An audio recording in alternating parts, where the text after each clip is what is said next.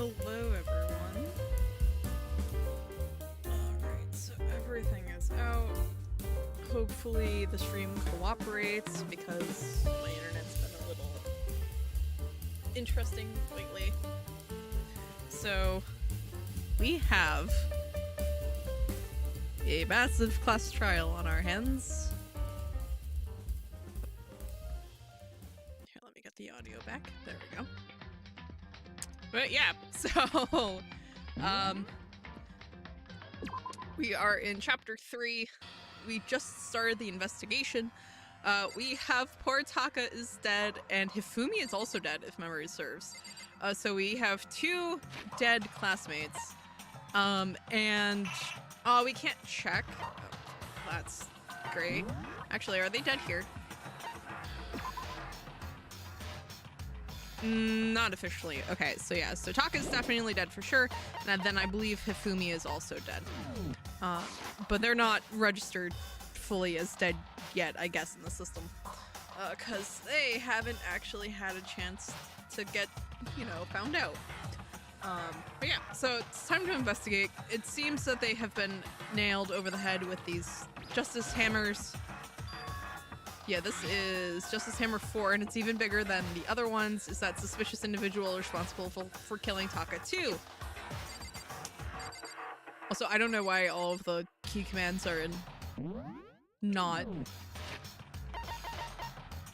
Hi, game. Can I have all of my controls set to... Oh, that's weird. So it's taking my controller input, but it's like, nah, we're not going to have all of your input keys in in controller. Okay. So I guess we're just going to have to make sure I remember what the controls are. Taka. Damn it, why did this happen? And she passed out when we got here at the sight of the blood. Toko. Don't tell me Toko too. No, she passed out. Relax, she just passed out when she saw the blood. Oh, that's right. When Toko is, Toko, she has the fear of blood, huh? We've tried everything to get her to wake up, but no luck. Just leave her be for now. It's like he said, I should just leave her alone. However... But why is it Justice Hammer 4? What do you mean? Celeste was attacked with Justice Hammer 1, then Hifumi was hit with Justice Hammer 2, but this time it was Justice Hammer number 4. What happened to number 3? Ah. What? What's the matter? Well, when you mentioned Justice Hammer 3, you just reminded me. What? Out with it, do you know something? Actually, Taka's not the only one that's been killed. Hifumi's dead too. What? Hey! Hifumi's been killed? Yeah. I see. Which is why you came to get us. Then we'd better go check it out. Damn. Of course, come on. So Sakura, Bayakuya, and I rushed out of the physics lab. But as soon as we were out of the physics lab, Celeste, aren't you supposed to be waiting in the nurse's office? Something has come up. Yeah, I heard Hifumi is dead, right? Indeed. Well, that is not all. It is gone. Oh, what's gone? It has disappeared. Disappeared? Hifumi's body has disappeared. What? Wait, what did you how say? did it disappear if she was supposed to be watching it? What are you talking about? It's disappeared. Don't be ridiculous. Come on. Are you serious? What? What the heck is happening here? Everyone back to the nurse's office. I practically leapt down the stairs, nearly losing my balance. I reached the nurse's office completely out of breath. I couldn't believe my eyes. Hifumi's body was there just a few minutes earlier. It just disappeared. Me and Celeste went to the bathroom, but we were only gone for like a minute. And then when we got back, Indeed. it must be the work of the culprit. They must have come and carried the body away. They must really be enjoying this. Enjoying the sight of us standing around frightened and confused. We're all going to die here. We're gonna die just like those guys died. What I don't did you believe say? this. I don't believe a body would just disappear. Why? First, there were 2 murders, and now one of the bodies has been taken. This is unnatural. Huh? Hold on, what do you mean 2 murders? Hina. Taka's been killed. We found him in the equipment room. No way! It can't be. Taka 2? Can't be. It can't be. No! Hina. Hina, calm down. We're all gonna die, all of us. They're gonna kill all of us. Then who might the next target be? Toko? Huh? What? I completely forgot she's still unconscious in the equipment room. Well, You left her at the scene of the crime? We didn't have a choice. She passed out and she refused to wake up. huh? So she is still unconscious? Damn. Wait, so you knew she was still up there and said nothing? Why? An annoying little insect that clings to me wherever I go. We'd be better off without her. Oh my god. Calm down, you forgot about her, didn't you? You have no right to blame me. Everyone stop fighting. Right now we need to hurry back. Huh? I can't take this anymore. I don't want anyone else to die. Damn. Byakuya, if something's happened to Toko, I'll never forgive you.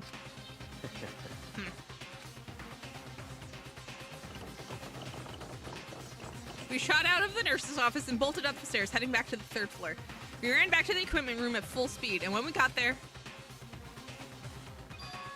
Toko is still there, but Taka is missing. Thank God you're okay. But right away I noticed there was something very different here. It was gone. Taka's body, which should have been right there, had disappeared. This can't be happening. Are we hallucinating all of this or something? No, it's not a hallucination. I know I saw it before, and what I'm seeing now isn't what I saw before. Huh?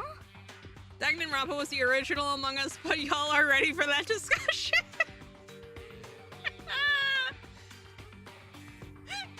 Well, I wouldn't say it was the original Among Us, to be perfectly honest. It plays out too differently for it to be Among Us. Would you say it's like one of the first social deduction games? Arguably, yes, but no, it's in the sense that we would think about social deduction, right? Because it fits more into the normal, like the traditional detective frameworks and narratives than, say, Among Us does. Because Among Us is all about like getting a group of people who are not, you know, programmed to lie and or tell the truth according to like a narrative that has been pre-established, versus like getting a group of like actual people together and going from there. Now that does make stuff like Deceive Inc. a little interesting, because Deceive Inc. is kind of like, because Deceive Inc. is a social deduction game that we might do on the channel. I don't actually know, because it's kind of hard to get into when you're new. They're trying to make it a little easier for like new players, but I'm in that weird spot where I get like people who are like level 300 and I'm like level 30-ish. You find a body, have a non-stop discussion that usually involves the murderer shouting over one another, ending in you voting someone out with execution. I mean, technically, yeah, but at that point, you'd also have to say that Phoenix Wright is a social deduction game, and I don't think you'd get a single person to agree with you. And honestly, I'm disinclined to say that your description of a social deduction game is accurate too. Because that's not just because that's how it plays out, that's not like the core of social deduction. Please see Espionage, Mafia Evolved. That has literally no like actual chat. I thought the point of Among Us was to play hide and seek and vet. It's basically. But yeah, no, like the problem with your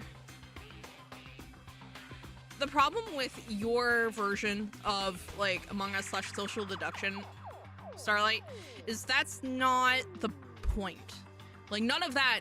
Like, yes, you find a body. Yes, there's a conversation that involves the murderer shouting over one another, because that's just the way people be. Ending in you voting someone out with execution. Yet, like, yes, that is technically how you get rid of, you know, the imposters or the suspected imposters in Among Us. Like, yes, that is technically it. But, like, the thing with Among Us is that, like, you are... Like, you're not trying to find, like, the bodies aren't meant to be found, right?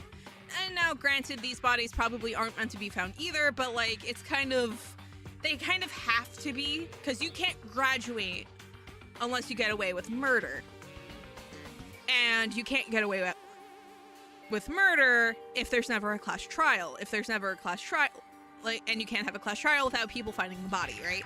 So in something like this, you want the bodies to be found. In traditional social deduction, like, you either don't want the bodies to be found because that allows you to keep killing, or if the bodies are to be found, because, let's say, like Town of Salem, the point is to redirect attention onto other people,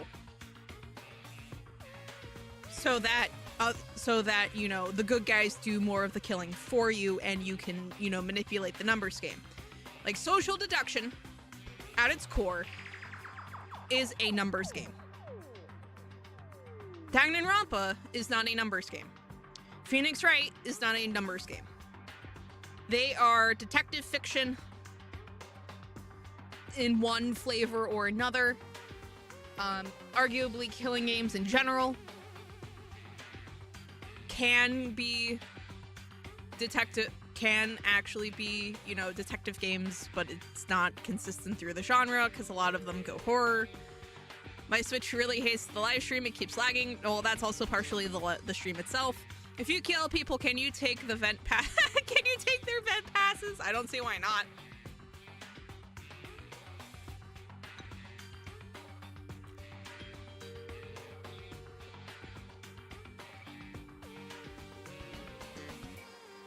But yeah, no.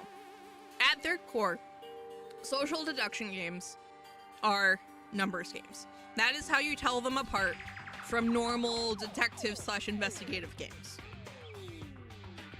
Like, you can technically, well, like, there are some, like, exceptions, like Espionage Mafia Evolved is not quite the numbers game of, say, like, Among Us or Town of Salem, but it is in that by narrowing down the numbers, the number of players in the match, it becomes easier for the detective and the spy to figure each other out and who their allies are, because the detective and the spy don't know who their allies are, but their allies know who they are. So it is technically a numbers game, just not in the same way other social deduction games are. Deceive Inc. is more akin to Spy Party. So that is more leaning into the social part of social deduction. Having a dead body is disrespectful.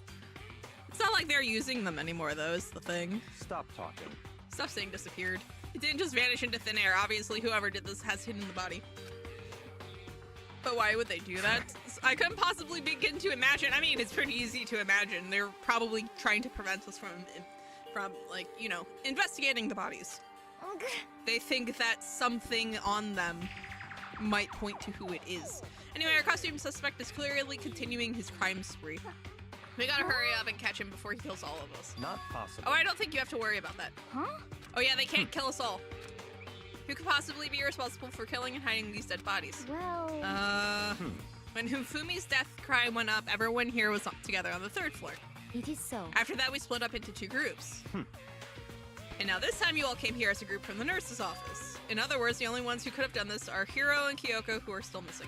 And of course, judging from what we know of Kyoko, odds are it's Hiro. Hold on a second. Kyoko has an alibi for when Celeste and Hifumi were attacked. There's no question that she was in the dining hall with us. You seem very adamant about defending her. Perhaps you are... Oh my god. How did the defendant use it to sneak into the vault if the knot was tied on the outside of the bag? What? What? That's not it at all. That's fine. Well, anyway, yes, I do accept Kyoko's alibi. Let's see. Which means the suspicious individual we're looking for can be none other than Hiro. Which further means there will be no more murders. The regulations are very clear about that. Oh, that's right. There's a rule saying that you can only kill a maximum of 2 people. That's right. As long as that rule is in place, there will not be a 3rd murder if they were to break that rule. Shing! I did Mincia without a second thought mincing rind should turn you into paste. By the way, did you know that fish paste could also refer to shellfish like shrimp or crabs? Indeed. Let's see. So since 2 people have been killed, there is no possibility of any more. Perhaps. You knew that from the beginning, didn't you, Byakuya? Which means you knew Toko was never in danger.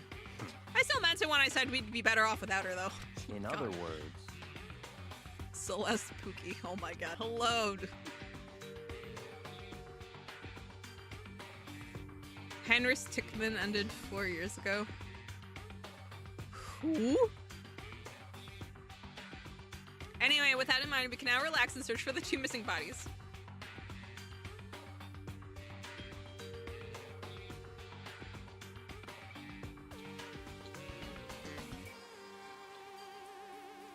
What if they want to murder for the love of the game alone? They would get murdered by Monokuma. Because it's explicitly against school regulations to kill more than 2. 2 people have been killed and their bodies have been hidden. The only one without an alibi, the only one who could have done it is Hiro. But is he really the killer? And what about Kyoko? If she's not involved in this case, where did she go? What? Makoto, what's the matter? Huh? Oh, no, it's nothing. Whatever, we need to find those bodies or our little narrative here can't move forward. So then. Very well, then let us split up and begin searching. But. There is no need to be afraid. No more murders will take place during this case. Cause I know that. I mean, I think I do, but Hina. if you're still nervous, I'll come with you. Huh? Okay, thank you. No need to thank me. Then let's get moving. Yell out if you find anything. A single person can only kill 2 people.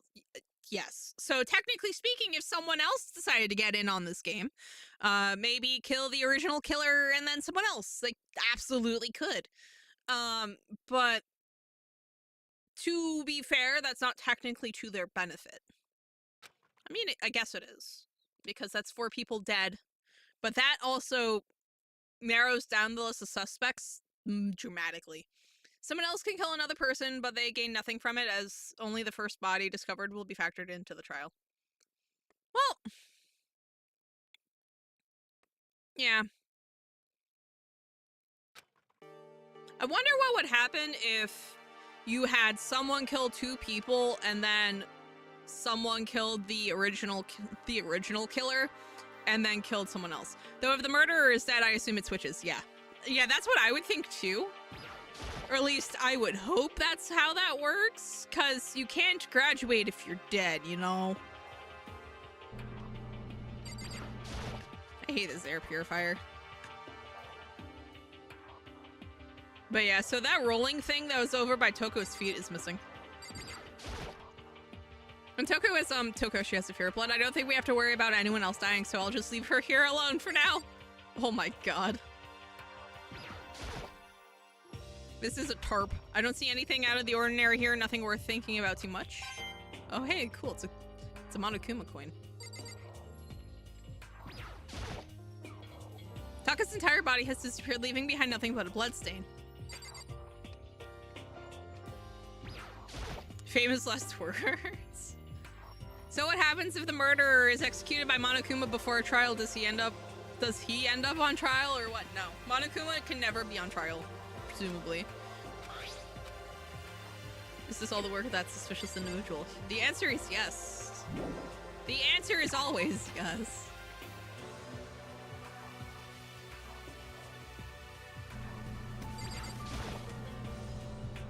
Physics experiments, etc. and so forth. The air purifier. Don't know what it does. Leave the area, yes. Alright, so we need to find the bodies. I think you misread that. I was asking if the trial still happens. Oh, does he end the trial? Okay. So basically what happened is,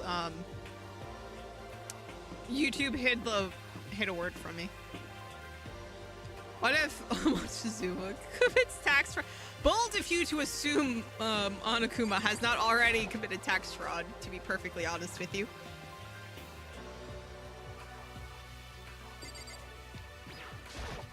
Damn. We need to search for the bodies that have disappeared. What happened after that? Huh? Where could 2 bodies have disappeared to? Huh? The door must be locked. Are you implying Hope's Peak pays taxes at all? True. Actually, you know what? I wonder if they'll change the dialogue because it's locked. No. So I think I know where the so I think I know where the bodies are. Too bad we can't do anything about it because the door's locked.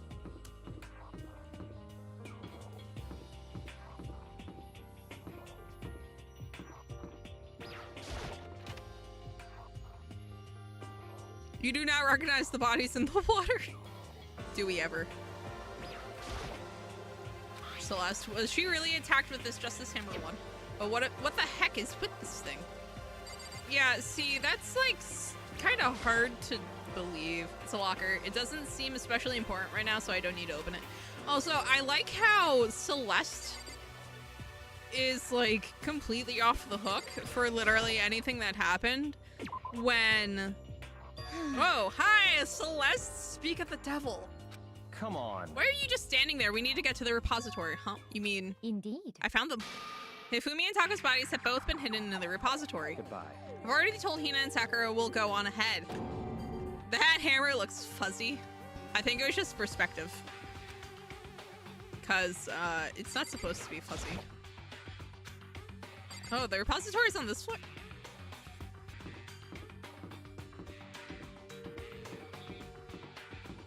Oh, so you mean to tell me the door I could not open? In the art room?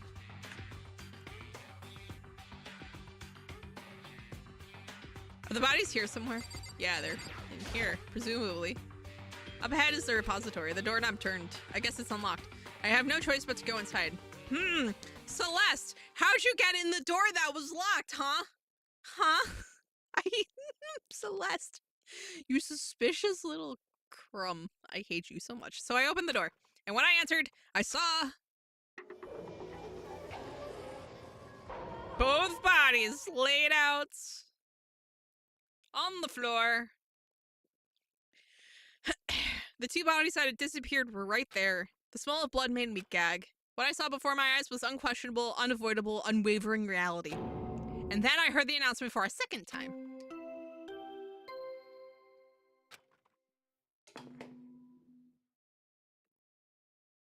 A body has been discovered. After a certain amount of time, which you may use however you like. And so here we are. Without further ado, let me give you all the next Monokuma file.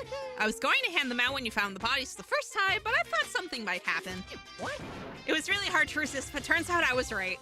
Stop talking. Just hand it over already. What if someone dies, but before they die, they go through their... I'm sorry, they what? Into the air so that after the other finds them, the inspect in them, it revives their pot. I'm sorry, what? What? Now make sure to investigate with all your mental might and prepare for the class trial. See ya Throw their later. key. What? Now, the executions are for the most part related to the person's talent or character. Norse spirits don't seem like something related to a fashionista. Seems kind of sus to me, Bear. Well, to be fair, he was already going on kind of a Norse vibe, just in general. So when she got speared, so I think that's part of it. Well then, now that we've found the bodies, all that's left is to uncover the culprit. What the heck? I have never watched anything with Dragon Ball. I honestly, the only anime I've watched was Death Note in its entirety. 2 episodes of Axis Powers Italia back in the day when it was actually, you know, popular. Actually no, I watched a little Madoka Magica. Is the Spear of Odin the one he impaled himself to Yggdrasil to for 9 days? I wonder what that could mean.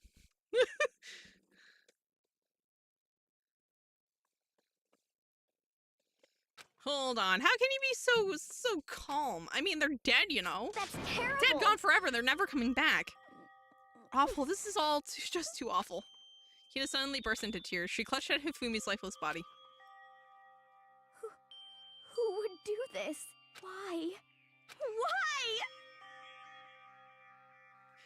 Wait, how have I watched more anime than you, but you... but you're playing Anime Girl Murder Mystery? It's because I know... Because, honestly... Good question. Good question. I think it's more just because, like, I play a lot of video games. And I like murder mysteries. So, naturally, I just kind of made my way to Danganronpa, just in general. But also keep in mind, like, my current go-to, like, when I'm not streaming is Final Fantasy XIV. Like, my current go-to right now is Final Fantasy XIV. And I will probably be getting Final Fantasy XVI when it drops, eventually. And Odin was a war god. He could have picked a Vanir god to pray to for help, like Freya and the goddess. Yeah. But no, well, actually, I'm pretty sure he speared himself to Yggdrasil for knowledge, didn't he not?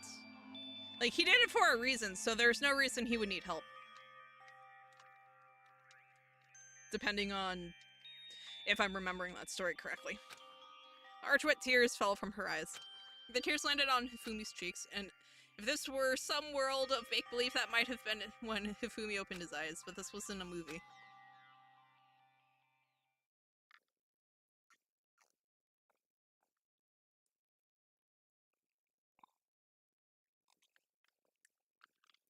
I'm sorry, what? This wasn't... Excuse me? He's alive again? Hifumi? I was talking about Monokuma's specific choice of god. Ah. Where am I? Cold. So cold. Is winter coming? Hifumi! Wake up! Huh? Ah, that's right. Man. Granted, I don't think he has any cats in this building. Probably not. I remember now. Hope's Peak. Come on, you gotta wake up! I remember everything before I met you all. I met you all. Must have absorbed the hammer hit. His memories are all blending together. He has nothing useful to offer us. Oh no, I think he wasn't like fully dead, but now he's like actually dying. I don't know what's going on right now, but it's just like so overly dramatic for no specific reason. The tail of a comet. Hey, Hifumi! Who was it? Who attacked you? Who tried to kill you? Who killed me? That's right. I remember their name. Yasuhiro.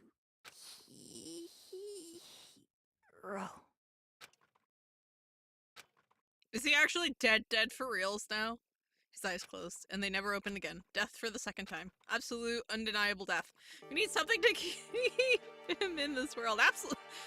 No matter how many more of Hina's tears splashed his face, there was no second miracle. Reality set in again. Mia, get the maid outfit. Absolutely not. No, not again. Not again. Oh my god. This isn't some stereotypical fantasy world. Tears can't restore a person's vitality. Honestly. You have no tears, do you? No blood in your veins, no calcium in your bones. At least you have your meat. Stop talking. You're just angry. Going out of his way to return just to leave us with those unnecessary dying words. Now this game has become exceedingly boring. He said yes. He said yes to Hero, right? Then perhaps... This is the only person he could have been referring to. So, in other words... And with that, the case is solved. Assaulting people and even killing Taka and Hifumi, and then going so far as to hide their bodies. A criminal that hides his face behind a mask and uses a bunch of giant wooden hammers. Is that what Hero is? What is this? If it's true, I can't forgive him. No way can I ever forgive him. To kill two of our friends. That's fine. Anyway, it's about time we track down the culprit in our little life or death game here.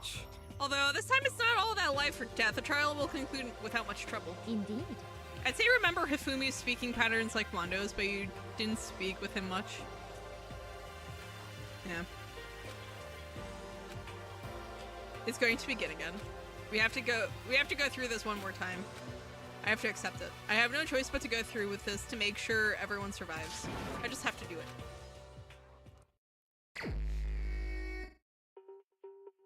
First, I'd better check the Monokuma file. The victims were Hifumi Yamada and Kiyotaka Ishimaru. The cause of death for each was a blow to the head. It is thought that they were both killed with a similar weapon. That's it? Very strange. Yeah, it's pretty strange. We got way less information this time than before. That is no problem. After all, the events of this case unfolded before our very eyes. Controller, are you coming back there? We should know more about what happened than the Monokuma file could anyway. Maybe. Well, There's something else that's bothering me. Someone else has been missing for quite a while. Are you talking about Kyoko? perhaps. Without a doubt, she has an alibi for when Celeste and Hifumi were attacked, but what if the killer wasn't acting alone? What if they had an accomplice? An accomplice? Reveal. Well, yeah, no, I know. Also, I'm trying to do this sight unseen. Mostly sight unseen. I do obviously remember some of this, but yeah, no, it's very convenient that everything points back to Hiro. That said, we have good reason to believe it's not Kyoko. Just in general. My money is actually on it being Celeste. To be perfectly honest, don't be rude. I'm here to answer your question. What question? Yep. You're talking about accomplices, right? I'm pretty sure I explained it before, didn't I, during the first class trial? Speaking of which, I'd like to ask the bear, if there is an accomplice, do they also become blackened? So you ask, and so I shall answer. Each murder is allowed to have an accomplice, but only the one who does the killing will get to graduate. Yeah, and Kyoko would be way smarter about it. So in other words, two people can work together, but one of them has no chance of profiting from it. Then there's no way anyone would work together, right? In other words, So basically, you can be an accomplice if you want, but there's no gratification in it. so then. So you're saying nobody worked together this time either? Hey, Sorry, can't answer that. It would obstruct the free exchange of information between you guys. I just want to make sure you don't forget, no matter how much you might assist in a murder, only one blackened can graduate, and an accomplice gets nothing. So in other words, Then we only need to figure out who that one blackened is that did the killing, right? Just like normal. Well, Okay, let me take this opportunity to clarify the whole shebang. In this class trial, what you need to determine is the one true blackened who devised the murder plot and put it into action. The true blackened, so just one person. well now. That's enough for explainifying. Now it's down to the final battle between all of you and the blackened. Good luck to all the contestants. So there can only be one blackened, and an accomplice wouldn't benefit, so then I can't see why Kyoko would be connected to this case after all. You may be right. If that's true, then Kyoko, where are you? However, As long as she's not connected to the case, it doesn't matter. Let's get back to the investigation. Indeed. I have absolutely no doubt that Hiro is responsible, but for the time being, I suppose it can't hurt to pursue further information. So, You know, don't you think we should consider a certain someone a suspect just in case? I'm talking about the murderous fiend, Genocide Jack. What? Yeah, no, Celeste is always very calm, to be perfectly fair. I'm offended. Oh. Yeah. When did you... I've been looking all over for you. When I woke up, you were nowhere to be found. Anyway. Oh my god. Huh? Oh my... You gotta be kidding. Why do I... Well, I mean, you are a serial killer. What? So, what? I'm like a special guest suspect every time? I have an alibi, you know. She's right about that. When we heard Hifumi scream, she was with me. And when the bodies disappeared, she was still lying unconscious in the equipment room. Plus, Haka's body aside, I can't imagine any way she would have been able to move Hifumi's body. Yep. Besides, I calculate every move I make. I'm not gonna kill someone when everyone knows what I look like. You don't call me the murderous fiend for nothing. What are you saying? That's not the kind of thing you should be bragging about. Let's see. On another topic, should we post a guard by the bodies like before? We can't have them disappearing again. so then. Hina and I can handle that. You don't mind, do you, Hina? Sure, I'd be totally useless on the investigation anyway. It's Is it all serial clear. or mass homicide? Apparently serial. But also, it seems like she's a serial killer, but like her body count is in the hundreds, if not thousands. Somehow? Question mark? And that's that. Let's begin. Because, like, her methods aren't, like her very specific methods don't speak to mass homicide. So it has to be a large, yeah. Over 1,000 victims, assuming a serial, makes me wonder when she started. Yeah. And how often she kills. Cause like, if you were to kill every day for a year, that's 365. Ish.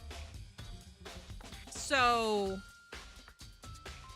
it's like, how often does she kill? Has she ever killed multiple people in a single go? Etc. and so forth. It's, her math ain't mathin', but at the same time, she is the ultimate for a reason. This whole thing is so strange, but all but one of us has an alibi, so figuring out who did it should be obvious, right? But maybe it's just me, but I don't think it's going to be as straightforward as it seems. She's around her 20s as a rough estimate, and those custom scissors take a lot of time to make. So the thing is, though, is that everyone here, except for Hero, is confirmed to be a teenager, like an actual high school student. The oldest a high school student can be is like 17, maybe 18, depending on when their birthday falls. So, well, anywhere between 16 and 18, depending on when their birthday falls.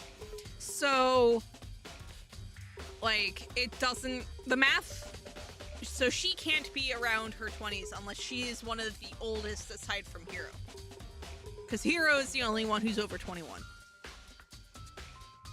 Well, 21 plus. There are hammers of all different sizes hanging on the wall, though some are more like mallets. Mallets? Could the Justice Hammers have been designed using these as a model? This is more of a university than a high school IMO. Yes, but they're... So, this is more like a boarding school than a university, I think. Because they are high schoolers. Hope's Peak Academy is a high school. Explicitly a high school. Like, these guys are explicitly high school students. Aside from Hero, who...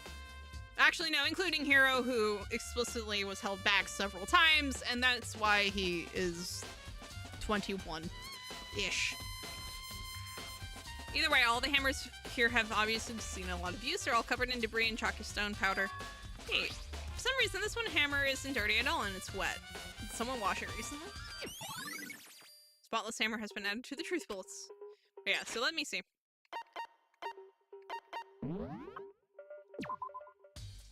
But yeah, so... Oh, I thought it had their birthdays.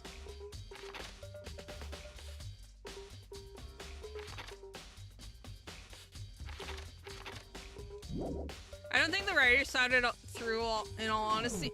Well, no, there's like certain things that... Well, see, the problem here is that with Danganronpa and a lot of other visual novels that get ported from Japan to the US, is that certain things don't carry over that makes sense for them. So, in this case, I want to say it's actually just like a boarding school of some kind. So, Hey, Makoto, I've been thinking about something. It's about the repository. Huh? What is it? After Hifumi and Taka's bodies disappeared, we slid out to look around, right? I was really scared, so me and Sakura stuck together. but And we came right to the repository to, you know, look around. But when we got here, the repository was locked. We couldn't get inside. It was locked. And we came here as soon as the search started, so there's no way someone could have beat us here. So if that's true, then who locked it, and why is it unlocked now? I wonder the same thing. The door was locked when the search for the bodies began, but now it's wide open. There might be some secret lurking in there, but I'll probably have to leave this area to figure it out. And like the thing is, guess who found the bodies in the repository? Celeste. So how did she find bodies in the locked repository if she didn't have the way to get in? Baikuya, do you think Hiro really did it?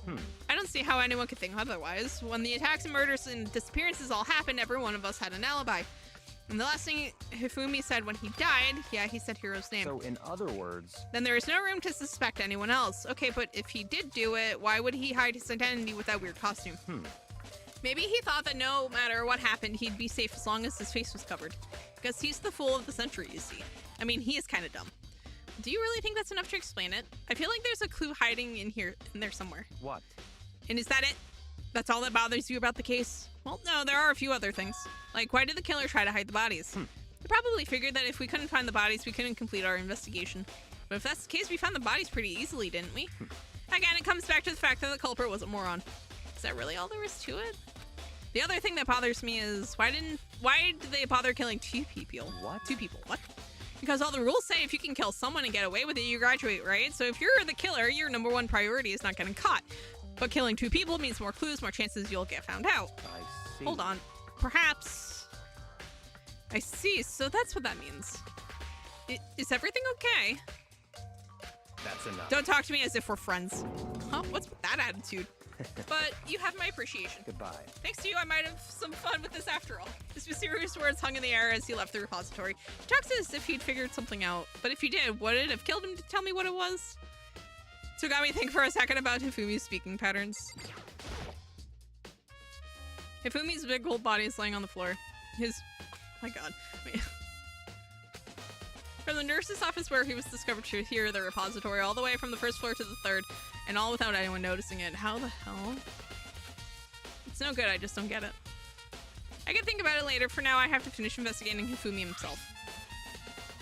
I guess he didn't pay attention to Hifumi either, because Hifumi is too poor, probably. If I remember correctly, Hifumi's fatal injury was also a blow to the head, probably from Justice Chamber 3, which was lying on the floor in the nurse's office. Huh, wait, something's off about this body. Why am I getting this feeling something's different? There's something about Hifumi's body in the nurse's office versus his body right now.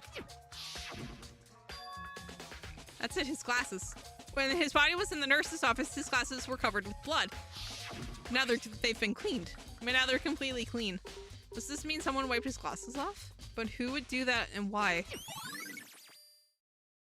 Oh, he wasn't killed in the nurse's office. He was killed here. Maybe. Kyoko would know if she was here and not off if a Phalanx doing whatever she does. True. It's a dolly, it doesn't have a handle. I saw this in the art room before. I guess it's used to move statues around. It's kind of awkward, but if you bend down, it's not too hard to use, huh? But wait. Wasn't this in the equipment room when we found Taka's body? And look at the wheel. There's a blood stain on it. So there's blood on the wheel of the dolly that was moved from the equipment room to the repository. The nurse's office has a lot of blood packets in there. Yeah. Yeah. What's the explanation for that? Repository dolly has been added to the truth bullets section of your handbook. There are many aspects to the incident this time, too many to be honest. Considering that, it may be good to look back on everything that's happened. So then... Would you like my help? Yeah, sure. Yeah, let's look back on things. This morning, only 4 of us met up at the dining hall. Hina, Kyoko, you, myself. We waited for the others, but nobody showed up, so we decided to go look for them. It was around 8 o'clock when we began our search, and soon after we split up. Kyoko disappeared. After that, Hina found Celeste in the rec room on the 3rd floor, then quickly came and got you and me. According to Celeste, she was attacked by a suspicious individual and lay unconscious for about an hour. In other words, she was attacked an hour before we found her, meaning just after 7 o'clock. Based on the pictures Celeste took, we discovered her attacker was dressed in a strange costume. It was Robo Justice. It also became clear that this Robo Justice had dragged Hifumi away.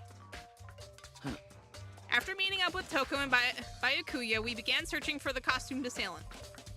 We found an injured Hifumi in the library on the 2nd floor. We took him down to the nurse's office on the 1st floor, then resumed our search. But not long after leaving the nurse's office... What's wrong? I saw a shadow, something moving around at the top of the stairs. Based on Celeste's claims, we went back up to the 2nd floor where we split up and began searching. Then right after that, Celeste screamed. This time she had apparently seen the suspect on the 3rd floor. Hearing her screams, we quickly made our way to the 3rd floor. Celeste was wrong. There was a rather intense scream for someone like you. I saw him, the strange costumed man. He ran off as soon as I screamed. I was blocking the stairs, so he headed further down into the hallway and disappeared. And then... Huh? Whoa, what was that? That came from downstairs. It must have been Hifumi. He's in the nurse's office. This is bad. Come on, we have to go back. At that point, we decided to split up into 2 groups. Celestina and I went back to the nurse's office. Meanwhile, you, Byakuya, and Toko pursued the suspect up on the 3rd floor. And when we got back to the nurse's office, we found Hifumi's corpse, which is also when we heard the body discovery announcement play. I left Celeste and Hina alone and headed back to the 3rd floor to tell the others what had happened. However... But at the same time, we had discovered Taka's body in the equipment room, which means Hifumi and Taka's bodies were discovered right around the same time. Because I remember hearing the body discovery announcement play right after finding Taka. And that's when I showed up and told you and Byakuya that Hifumi had been killed, right? And you, me, and Byakuya all headed back to the nurse's office, leaving behind Togo, who had fainted. But as soon as we left the physics lab, we ran into Celeste, who just arrived to tell us something very unusual. Hifumi's body has disappeared. We hurried back to the nurse's office to discover that his corpse was in fact gone. Then we remembered we had abandoned the unconscious Toko and rushed back to the equipment room.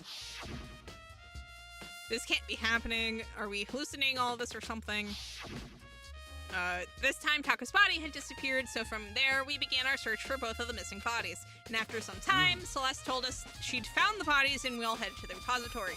And there we rediscovered the 2 bodies that had apparently vanished. And that brings us up to now. However... Looking back, things have certainly been very active. If you want to look back at the case again, just let me know. I'm fine anytime. Cool. So, basically, what we have is we have Celeste and Hifumi get attacked by Robo Justice in the rec room. She gets hit by Mallet 1, he gets hit by Mallet 2, if memory serves.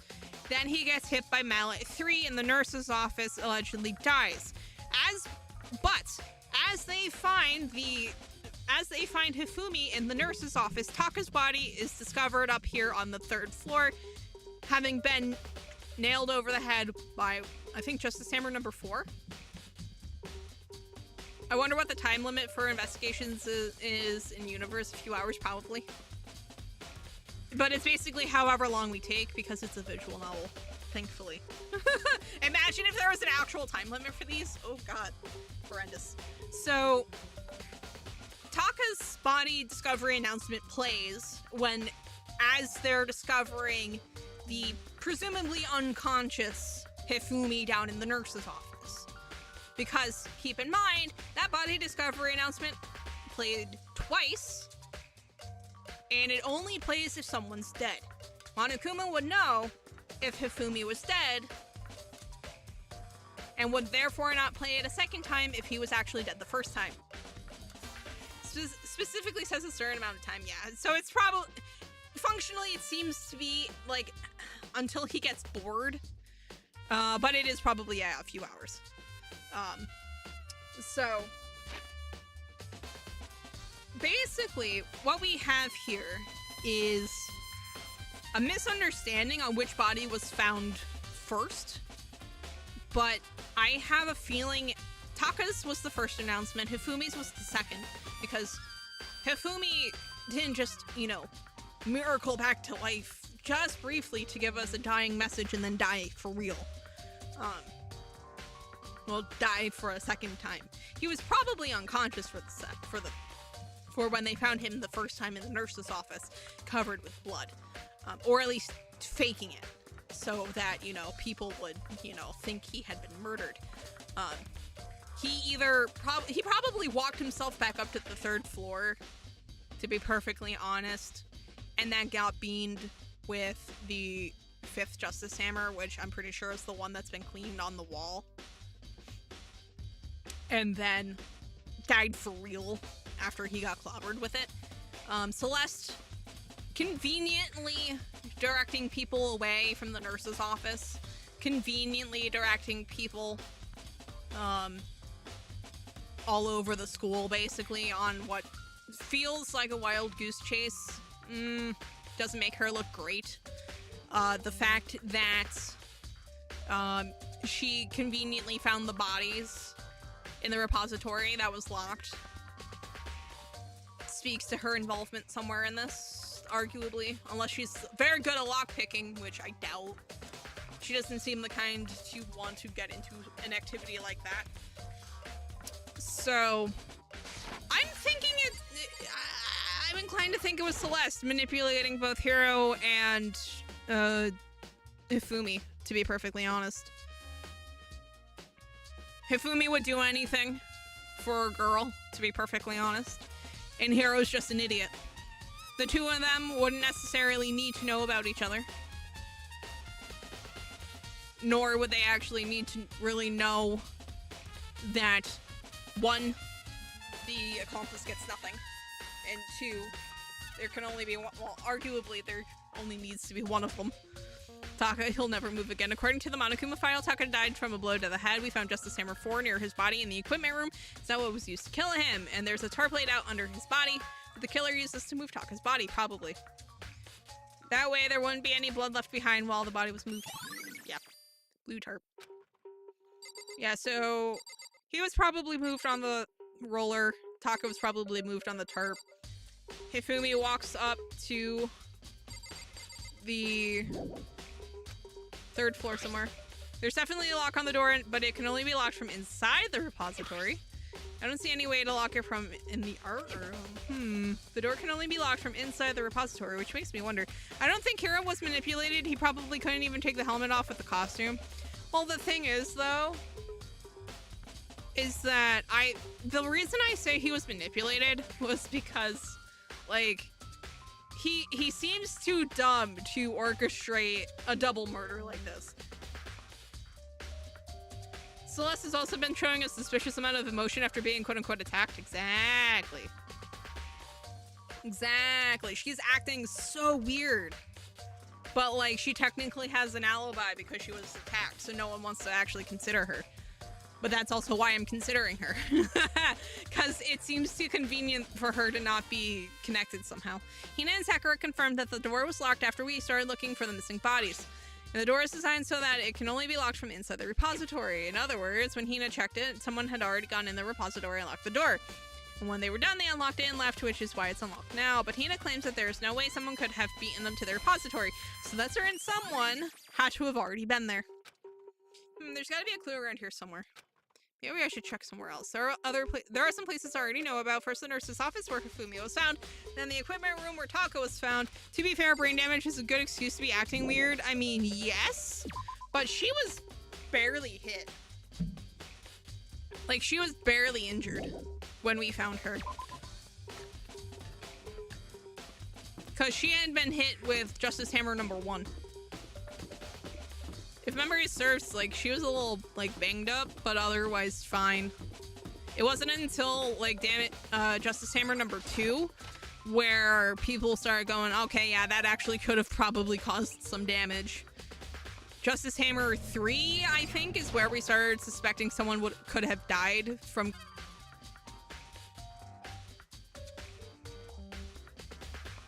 I wonder what crushed by hydraulic press would be defined as medically. Probably smashed to pieces.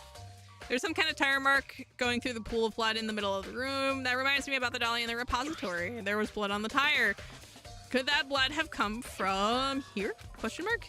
Which could mean that Taka's body was moved from the equipment room to the repository using the dolly. Both rooms are on the 3rd floor, so that should definitely have been possible. Again, though, blunt force trauma, it is a terrible way to go. True. Trust me. I'm not surprised you would know. What about Hifumi? Hifumi's body was in the nurse's office on the 1st floor. Even with the dolly, there's no way to get it up to the 3rd floor. That's still a total mystery. It is. This tarp, I feel like I've seen it somewhere before and just recently too. I was sleeping right here when the killer carried the body away. I'm super pissed I missed such an ultimately rare event. Oh my god. Do you think Celeste told Hifumi she would kill him? Probably not. She doesn't seem... well...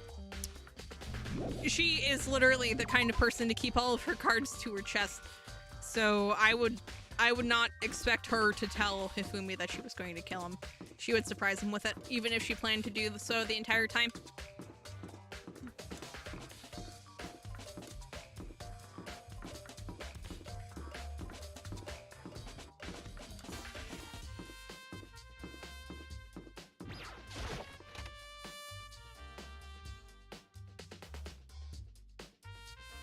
Like, look how there's no blood here in the rec room. She was attacked with this hammer here. Celeste, was she really attacked with this Justice Hammer number 1? But what the heck is with this thing?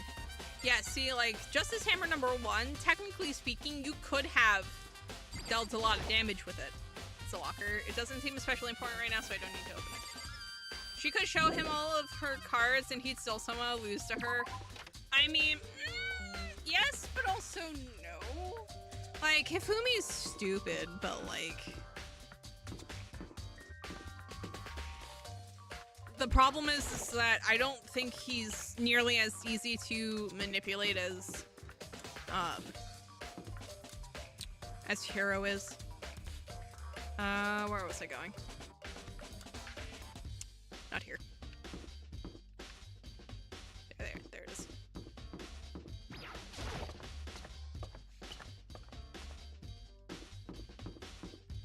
Due to the poor mobility of the costume, Hero would not have been able to inflict that much damage with the hammers. Yeah.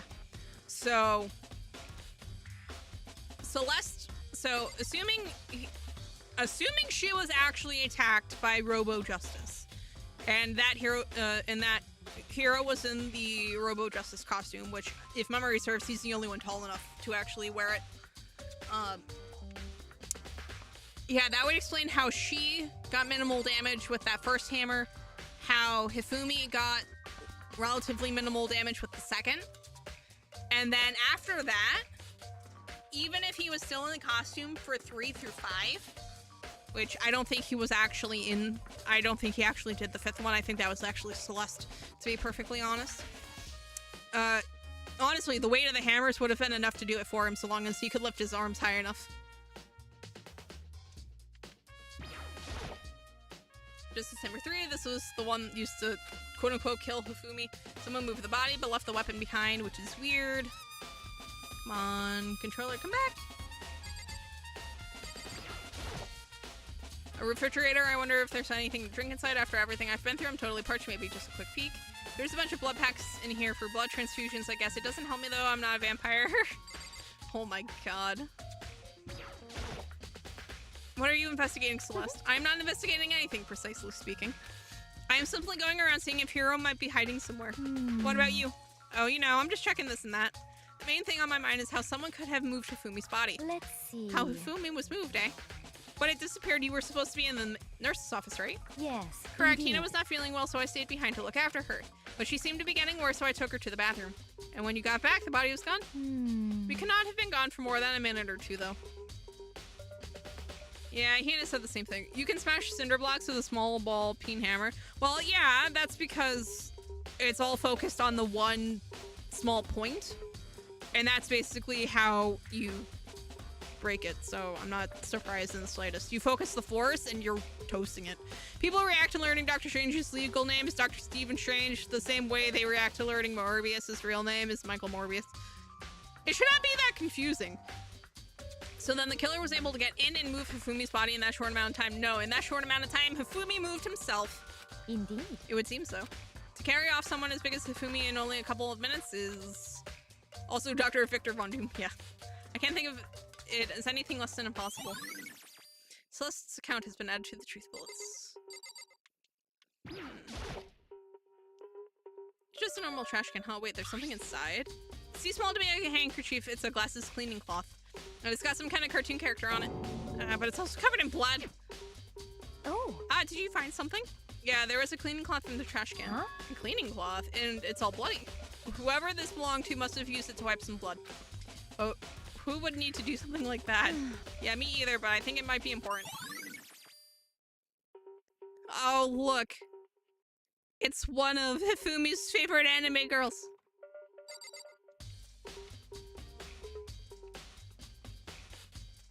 Alright, I don't think there's... So this is where you were. I've been looking for you. You have? I wanted to thank you for what you did. Not that you mean... Not that you meant to, but you ended up making this little game of ours very interesting indeed. You should go to Hero's room. Oh, and let me give you this. Meet in the dining hall. This is a note Hero wrote to get us all up to meet, right? You remember well. Well, the penmanship was pretty remarkable, so it left an impression, right? This is a trap. What is? Things are ever more exciting. Oh, what are you talking about? I've already repaid my debt. I don't owe you any more explanation. Goodbye.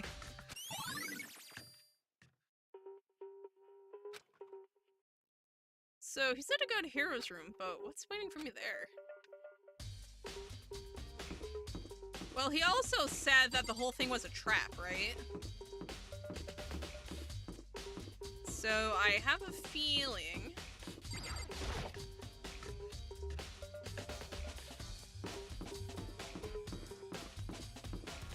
Don't forget everyone's favorite John Batman. Oh my god. Makoto, Mondo, Sayaka, Byakuya, Junko, Toko, Chihiro, Celeste, Hina, Sakura. Oh my god, where is his room? Oh my god, sir, why are you so far away? The door is unlocked? I guess I can go inside. Byakuya did say go look. It might not be a great idea, but I'm gonna take the plunge. What's gonna happen to us? Die? Oh my god, sir. This is Hiro's room. There's all kinds of weird stuff in here. Where'd he even get it all from? More importantly, he still hasn't turned up. Which means he can't really complain if I don't get his permission to search his room, right? That's the monitor. I don't care. I think there's something in the cardboard box. It's blueprints or something, and something's made out of, it looks like cardboard, plastic, and plaster? Is this Robo Justice? And it's in Hiro's room? But wait, these blueprints. Something about them bothers me. Robo Justice blueprints have been added to the Truth Bolt section of your handbook. So it's definitely not his handwriting. That is either Celeste or Hifumi, because we don't know what Hifumi's handwriting, neither of their handwritings looks like. We can kind of assume that hers is probably pretty nice. Normal bed. Alright. I soundlessly checked the bathroom. There's nothing in here. It's pretty grungy though. How does the bathroom even get this dirty? Oh god, I don't even want to consider. Makoto, big news! Big news! What's wrong? We found Kyoko! What? Is she okay? Where is she? Wait, I wasn't done. There's more big news. Just a second. Robo Justice showed up too. Robo Justice? It's Hiro wearing the costume. Okay. Anyway, as soon as you can, head to the pool on the second floor. Do you think Hiro and Kyoko would turn up at the same time? Anyway, I have to head to the pool. I ran off to the second floor as fast as I could. This is actually the first time we've been in here too, which is hilarious.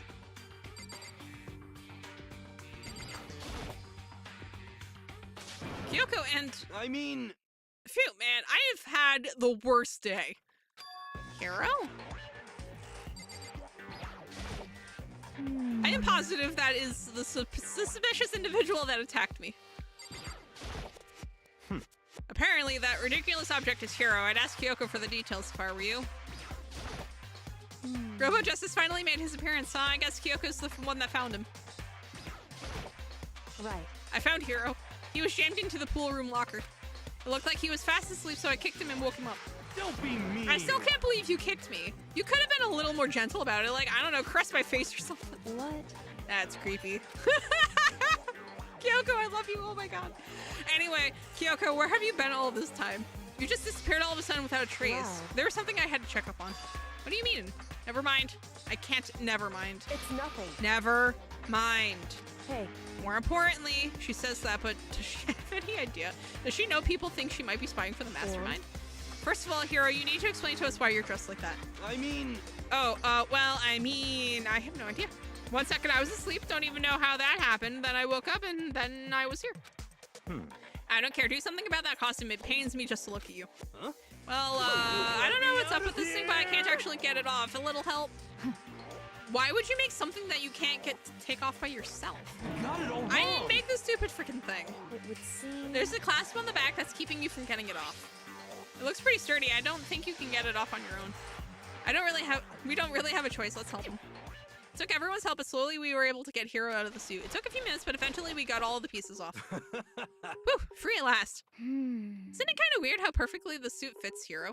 So then... More to the point, nobody but Hiro would be able to wear that costume. Wait, what? Hold on a second. Honestly, Don't bother trying to act innocent. The blueprints were in your room as well. is that okay? In other words, it is obvious to everyone that you made this costume.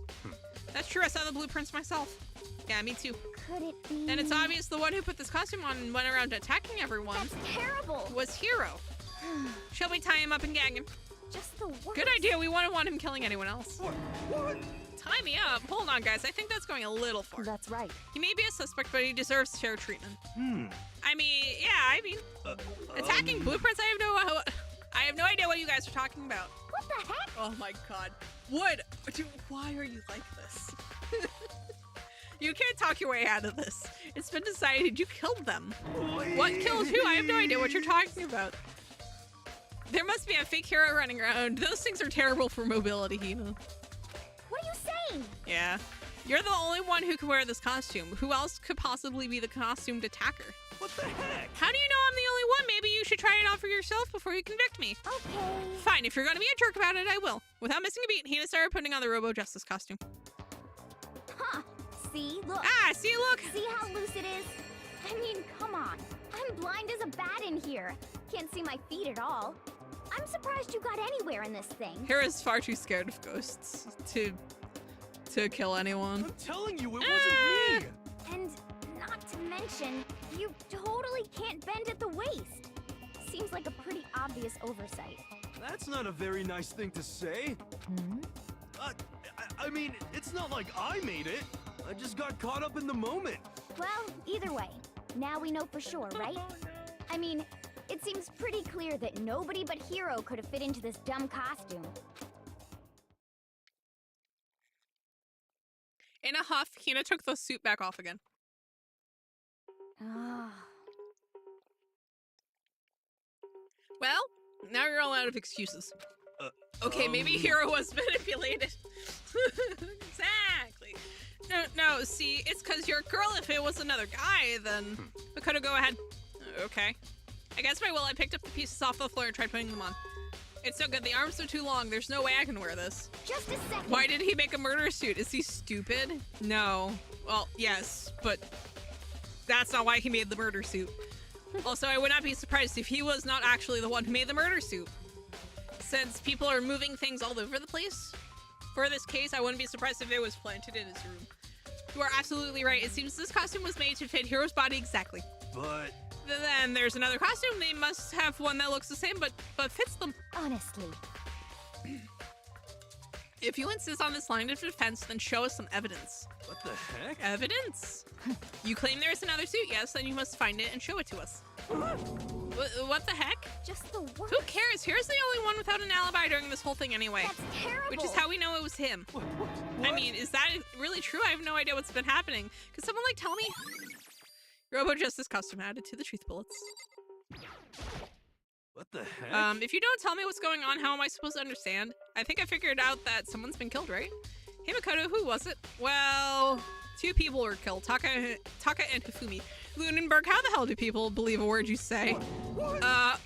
Because reasons. What, 2 people? She's a gambler who is known for lying through her teeth? Yeah, but they don't necessarily expect her to do that at all times.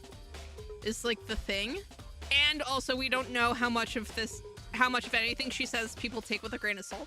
Like obviously people like Hina, Hero, probably Makoto to a degree, probably take her as largely truthful, if not just completely honest.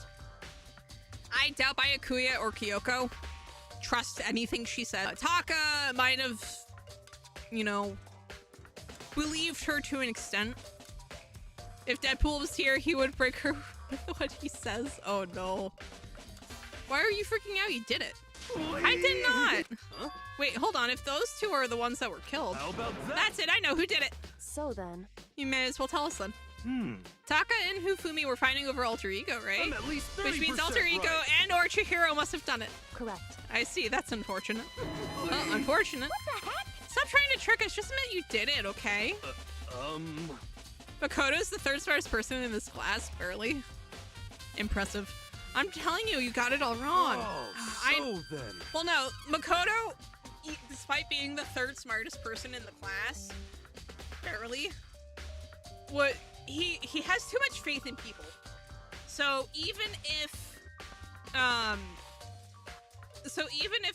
you know, he was to remember that she is the ultimate gambler and makes her living from lying through her teeth, bluntly lying to people, he would still try to assume the best of her and would probably still believe that she was telling the truth. I know that note. Note? Last night someone slipped a weird note under my door, and here's what it said. I found a hole maybe we can use to escape.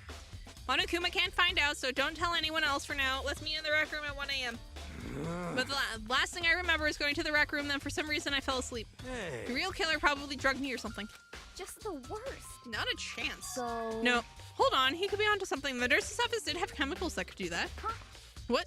Really? That laptop hit them with the hammer. Well, no, because Hero thinks that alter ego might be a ghost. Because also note that he also listed off Chihiro. I told you, someone's trying to set me up. A secret passage, a chance to escape. Someone wrote all that to trick me. Even if that's true, you must be one dumb fish to bite every piece of bait that floats in front of you. Well, after being trapped here for so long, even if you know it's a lie, you still gotta check, right? They preyed on my desire to get out of here. They deceived me. I still don't buy it. Don't be mean. Well, you should buy it. Just a second. Okay, then show us that note. With pleasure, I have it right here in my, pocket. No way. Looks like I lost it. Yeah, sure. Please, you gotta believe me. I wanted her to fly. Look at me. I am incredibly stupid. I'm accurate.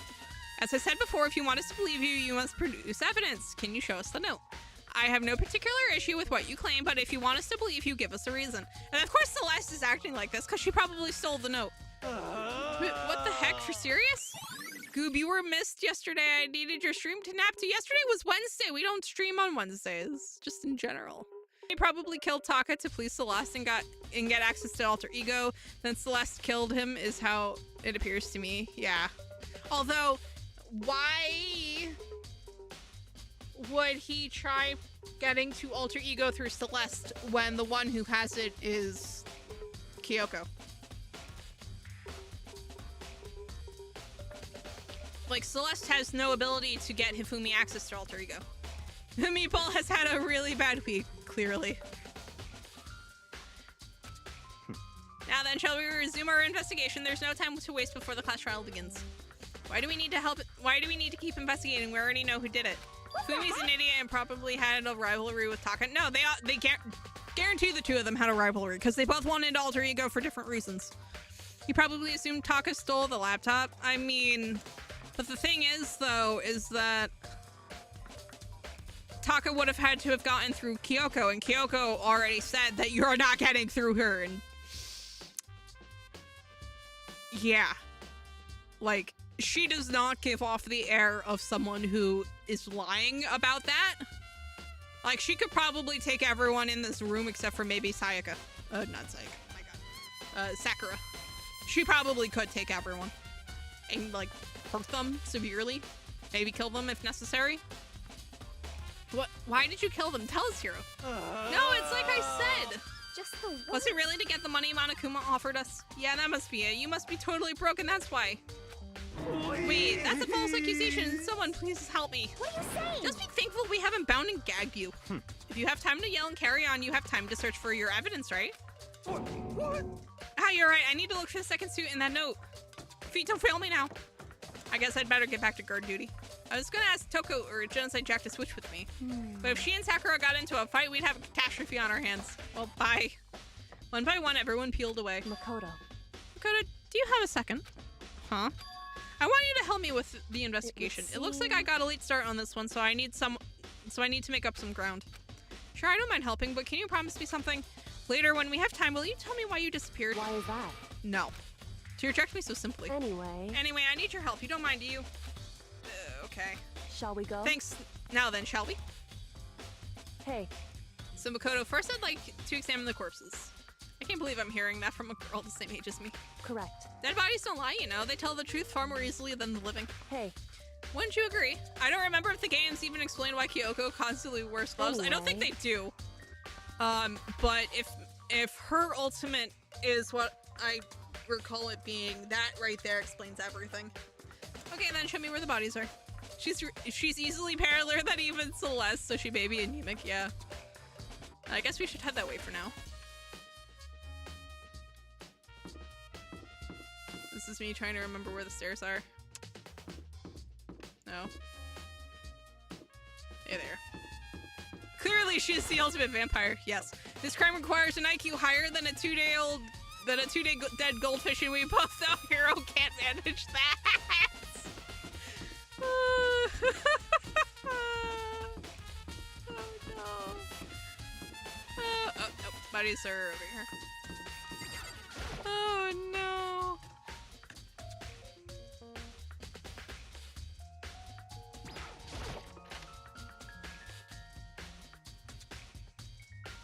Hifumi and Taka. For a moment, Kyoko seemed to go rigid. But only for a moment. So then... Well then, let's get started. She crouched down next to Taka and without hesitation began poking and prodding the bodies. I knew it. The Monokuma file was right. They were killed using similar weapons. Her movements were so smooth. She was so calm. Seeing how comfortable she was actually made me feel a little more comfortable. I see. Makoto, I found something. You did? Hey. You remember the wristwatch Taka always wore on his left hand? He did? Whew. Are you so oblivious to the people around you? Do you dislike other people that much? No, that's not it. Anyway, you said he had a watch? So then... Take a look. It's broken. You can see the hands aren't moving, right? It most likely broke when he had his encounter with his assailant. At 6 o'clock-ish, maybe? Or a little after 6? So that would mean the watch was broken sometime just after 6. That's Aha! right. The last night, Taka's watch definitely wasn't broken.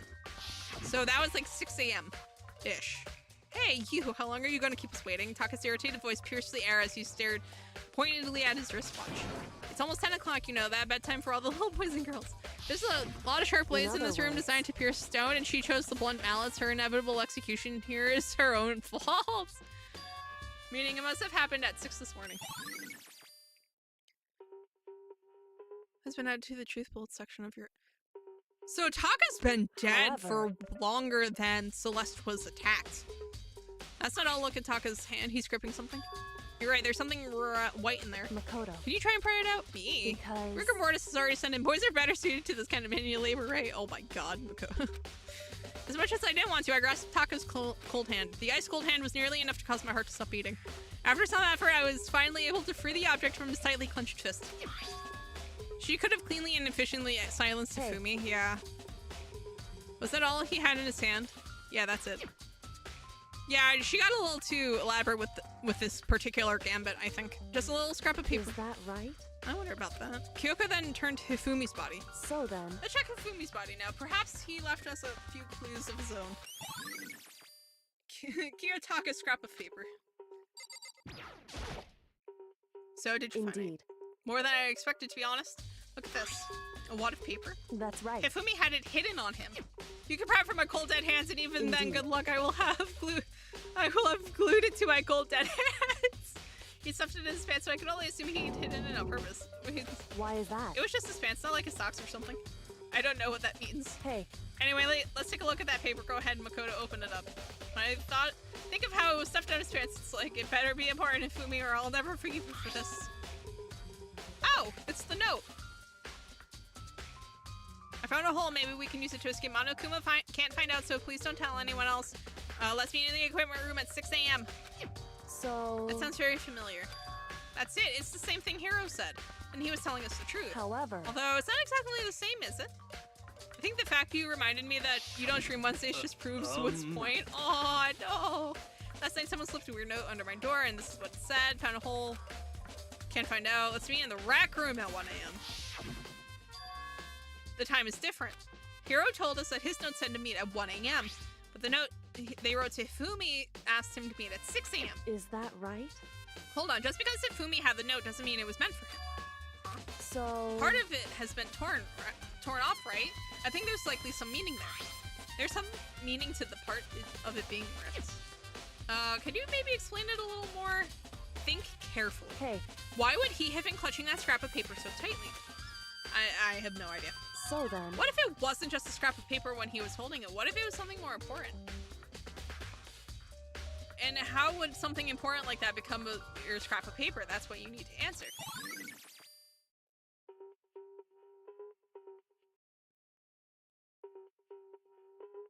Hey. And while we're at it, I should tell you one other thing. The two victims this time definitely had their e-handbooks on them. So the handbooks have nothing to do with how the murders were carried out. Not that there was any reason to think they were connected to the killings in the first place. So you're saying I don't have to think about handbooks this time, right? Is that right? If you didn't have to think about them at all, I wouldn't have gone out of my way to mention it. As I said, all I said was that they weren't used to help carry out the murders. There may come a point, however, where a handbook may play a role. A handbook may play a role? I don't think I understand. But if Kyoko thinks it's important, I better keep it in mind. And there it goes. Investigation over. Evidence found. Are you excited?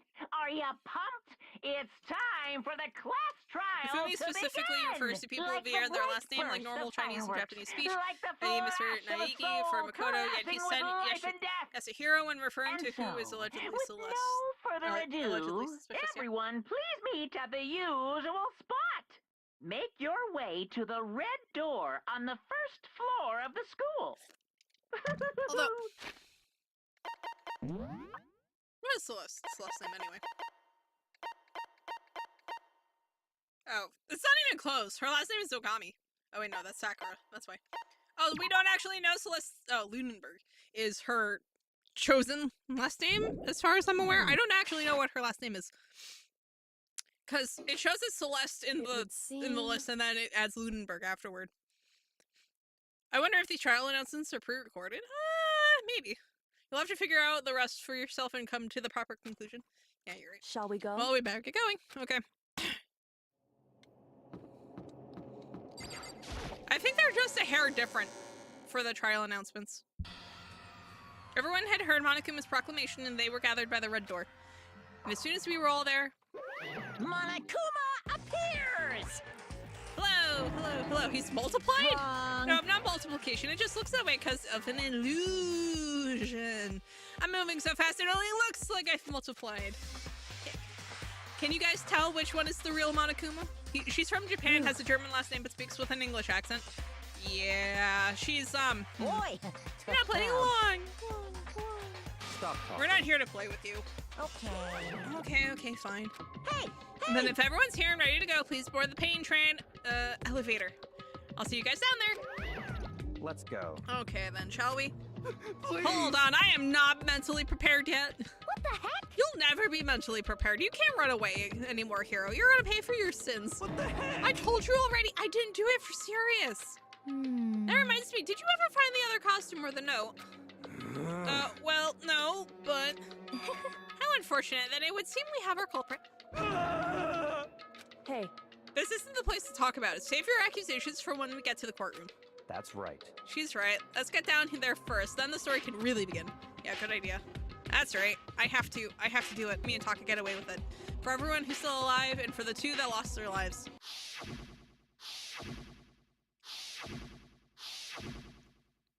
The one who killed Fumi and Taka, the one who killed two of our friends.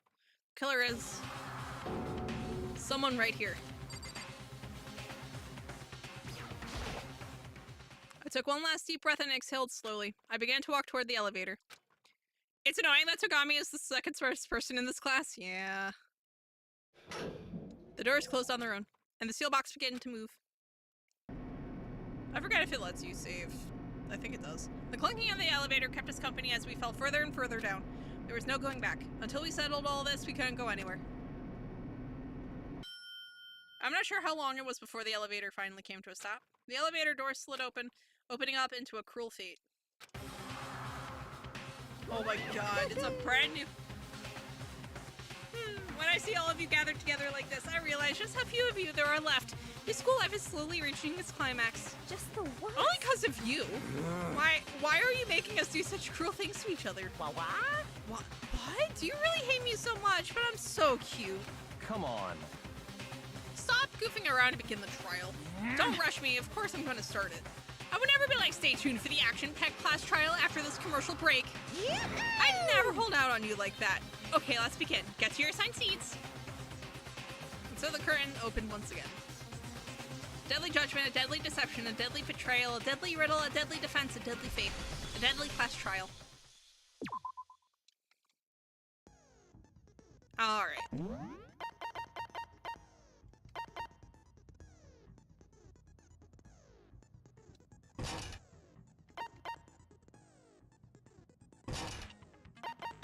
Oh, that's right. We have like so many more abilities this time around.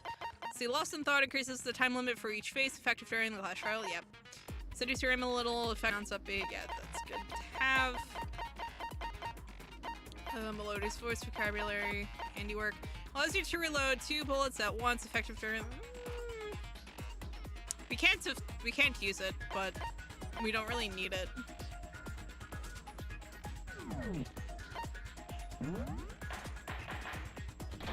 All rise. Let's begin with a basic explanation of the class trial. So, your votes will determine the results. If you can figure out who done it, then only they will receive punishment. But if you pick the wrong one, then I'll punish everyone besides the blackened, and the one that deceived everyone else will graduate. Now then, to begin with... We already know who did it. Was that? It was Hiro. He does not have an alibi for when the murders took place, and we found him in that suit. Celeste is very Don't quick try to and push deny this it. on Hiro. You killed them. I didn't! Someone knocked me out! I was asleep the whole time! I don't know anything about it! Shut your murdering mouth, murderer! Who are you calling a murderer? I am sorry to say, Hiro, but we do have evidence. Blueprints for the suit. Parts we assume were used to build it. And all of it was found in your room. You have to admit, the evidence is quite compelling. It points to you as having created the suit and wearing it while committing crime after crime. How many times do I have to tell you? Celeste is good at reading people and scheming, but Sakura is clearly smarter than most athletes, especially martial artists who get hit in the head for a living. Yeah. Before anything else, we have to make that clear. Yeah. No, we have to actually go through with this trial. We can't just... Everything we found in your room. The blueprints, the suit parts, they are all proof enough that you...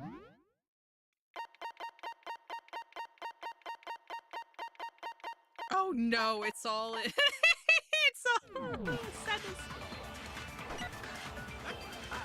I don't know yeah, anything about that stuff. Hina was also the first one to accuse... It's not true, it's a conspiracy! Hiro, why? Why did you kill them? No! Just hold on a second! I mean, looking at the blueprints, that handwriting is awfully messy. If I remember right, Hiro's handwriting is a lot Everything nicer. we found in your room. Yeah.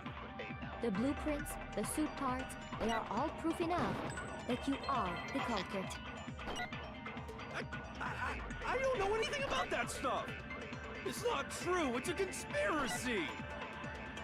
Hiro, why? Where did you kill them? No! Just hold on a second! Come on.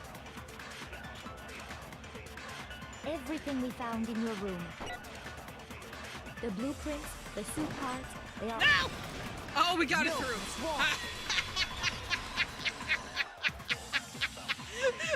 For a second there, I thought the white noise was going to eat really it. made those blueprints? Oh no. What do you mean? Well, take a look at this. It's the note that Hiro wrote, asking everyone to meet up after Alter Ego disappeared.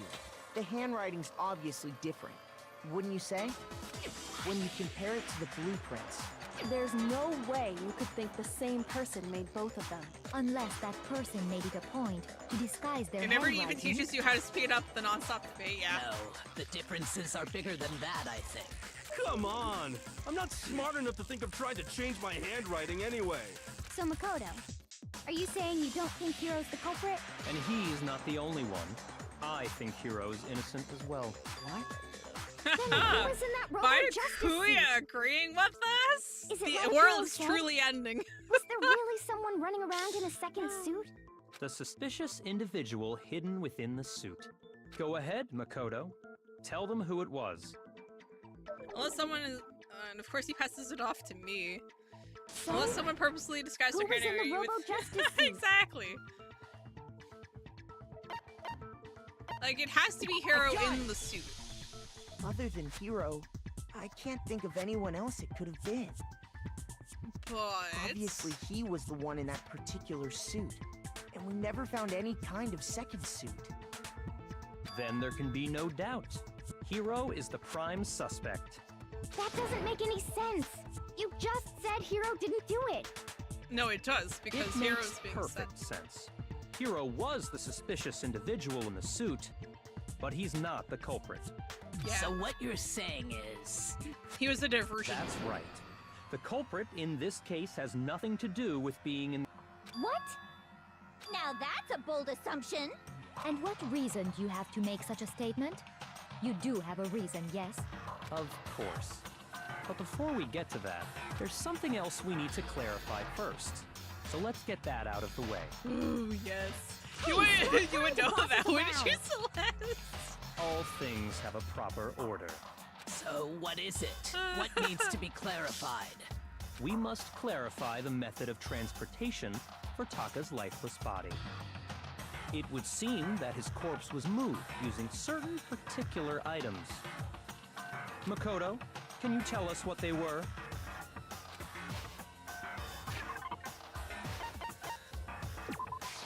A gun! There's still one more thing. A gun! Oh, they were right next to each other, They too. were That's so good. a dolly and a tarp, right? What's with the attitude? So, let's see if I can explain. Taka's body disappeared from the equipment room. And then we rediscovered it in the repository. Luckily, the next two games make figuring out who done it a bigger challenge and not telling you it was crucial wrapped in details a right at the blue beginning tarp, if you pay right? attention. Eh. But see, that's the thing, though. It was like, the same tarp rewarding that up people until for then paying was stored attention in the equipment room. is what makes these so good, right? Like, obviously, like, So the killer don't must make have it seen super it there obvious, and but, decided like, to use it when they you know, moved Taka's give a body. little bit of a reward for people who pay very close attention That to way, detail. they wouldn't leave any bloodstains while they were moving it. Okay, that explains the tarp. And the dolly? Same thing. I'm sure the dolly was in the equipment room when we first found Taka's body there. But when the body disappeared, so did the dolly. Later, when Taka's body reappeared in the repository, so did the dolly. In other words, you think they used the dolly to move the body. Am I right? But are you sure you are not mistaken? Huh? Are you absolutely positive the dolly was in the equipment room when we found Taka's body? That dolly was made specifically for moving large objects between the repository and the art room. It would be very strange indeed to discover it had made its way to the equipment room. Is it not possible that it was in the repository all along, and you simply didn't realize it? She's raised an objection. How do you respond? There is no shame in being wrong. Nobody expects much from you anyway. Celeste, my We God! have all accepted the fact that you rarely understand what is going on around you. Oh my God, Celeste. Wow, I've never had anyone sound so nice while being so mean. Maybe I can change your mind. Oh my God. No, that was awful. If I can explain to them why the dolly must have been moved from the equipment room to the repository. A new element has been added to bullet time battle. Fine, yes. Tell me. Let's talk about reloading. Starting with this next bullet time battle, we're going to add more ingredients to the recipe. Oh my God. On the bottom of the screen underneath the tempo marker, you'll see your ammo counts. Up until now, there hasn't really been a limit on how you destroy your opponent's statements. But from now on, just locking on and pressing the left mouse button won't be enough to handle them. Now it will cost you 1 bullet to destroy a single remark. Once you run out of bullets, you can't destroy any more statements no matter how locked on you are. However, you can reload it by pressing... What's the actual key? Oh no.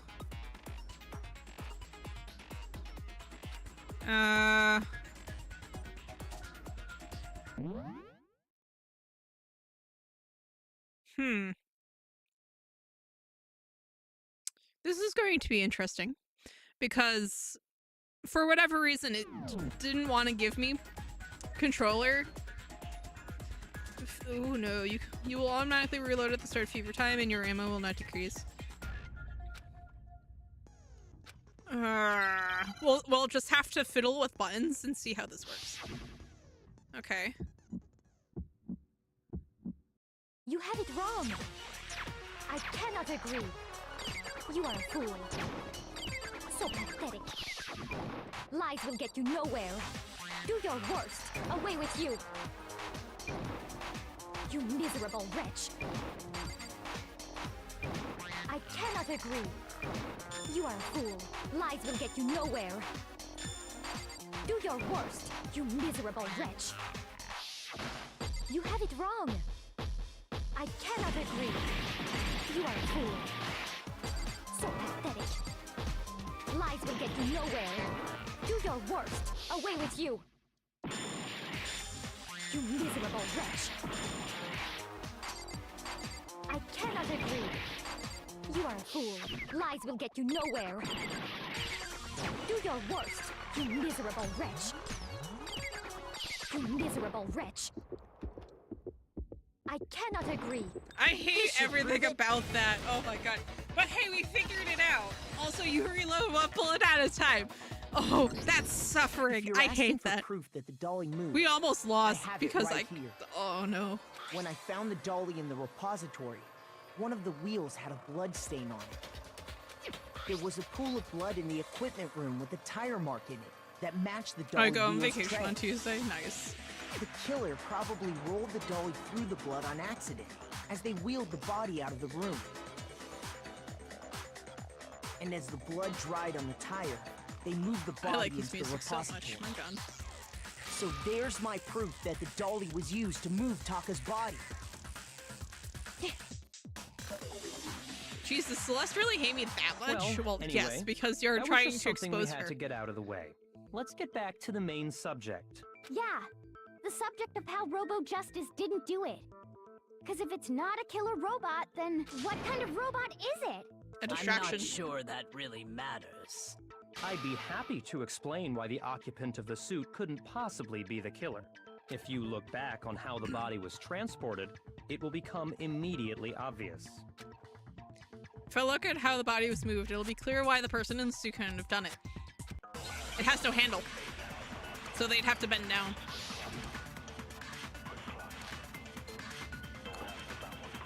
As we know, Taka was killed in the equipment room.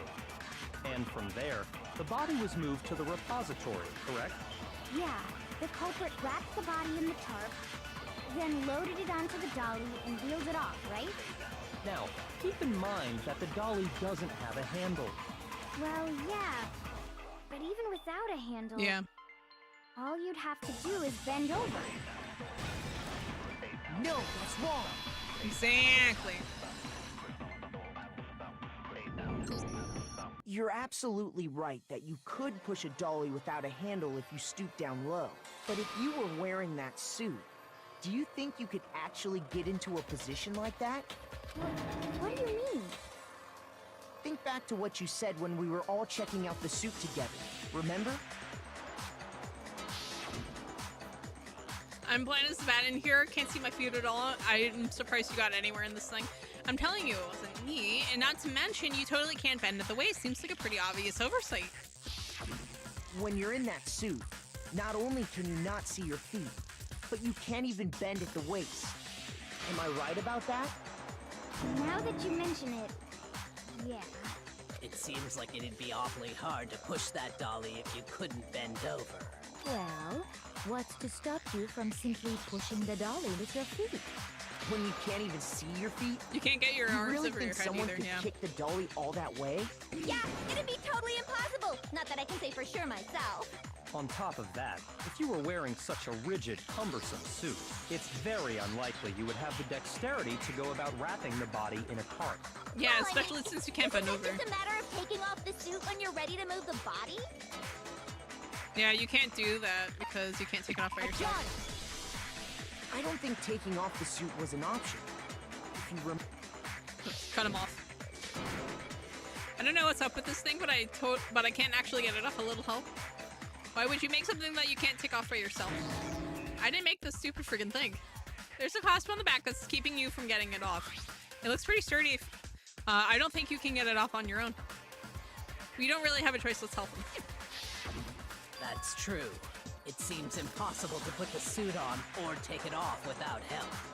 Then, you really can't take it off by yourself? Hero wasn't just making it up? Of course I wasn't making it up. If he could have gotten it off by himself, I don't think he would have let us see him wearing it. Exactly. Showing up in the suit was basically an invitation for everyone to suspect it. Yeah, that's right. So, it's really, really true that Robo Justice couldn't have moved the dolly? To be clear, whoever did move the body, it couldn't have been Hero in the robot suit, correct? No, wait. Just a second, if you please. Have you forgotten about the picture that I took? You all got a good look at it, did you not? The image of Hifumi being dragged away by Robo Justice? If whoever was in that suit is not the culprit, how do you explain that? Besides, do you remember what the now deceased Hifumi said? Oh, she is like so defensive. How did you get hurt? That guy hit me. What guy? Robo Justice, or that's what I decided to call him just now. So long as those facts exist, the proper conclusion is beyond question. The individual inside the suit and the culprit are one and the same. It was Hero, without a doubt. Yeah. Yeah, that's gotta be right. Hold on a second. Tracking someone by under It's their still shoulders far doesn't too mean to early to prevent, reach is that meant to prevent conclusion. damage. Yeah. Besides, there's no hurry to decide who did it before we rush to a verdict. Shouldn't we explore every Besides, single like, you can possibility? also just, with the nature of that suit, Instead you of could just seizing prop on one Hero viewpoint, in the the position truth that you is want uncovered by and just analyzing things stuff from Hifumi in every there. angle. How would Hifumi decide to Perhaps, call him but Robo where do we Justice go if it from says here? if it says it on Let's the note? review this series of unfortunate that events and, from like, the beginning.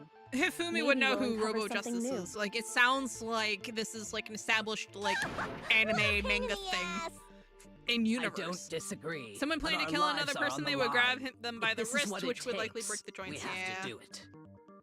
Plus, maybe we'll get to find out where the heck Kyoko was when everything went down. All right then. Let's take another look back at what happened. I suppose we could start with this morning. 4 of us gathered together in the dining hall. Makoto, Hina, Kyoko, and myself. We waited there for quite a while, but nobody else showed up, so we went to look for everyone. That was around 8 a.m. And as soon as we split up, Kyoko went missing. Soon after that, Hina found Celeste in the rec room and quickly came to get Makoto and me.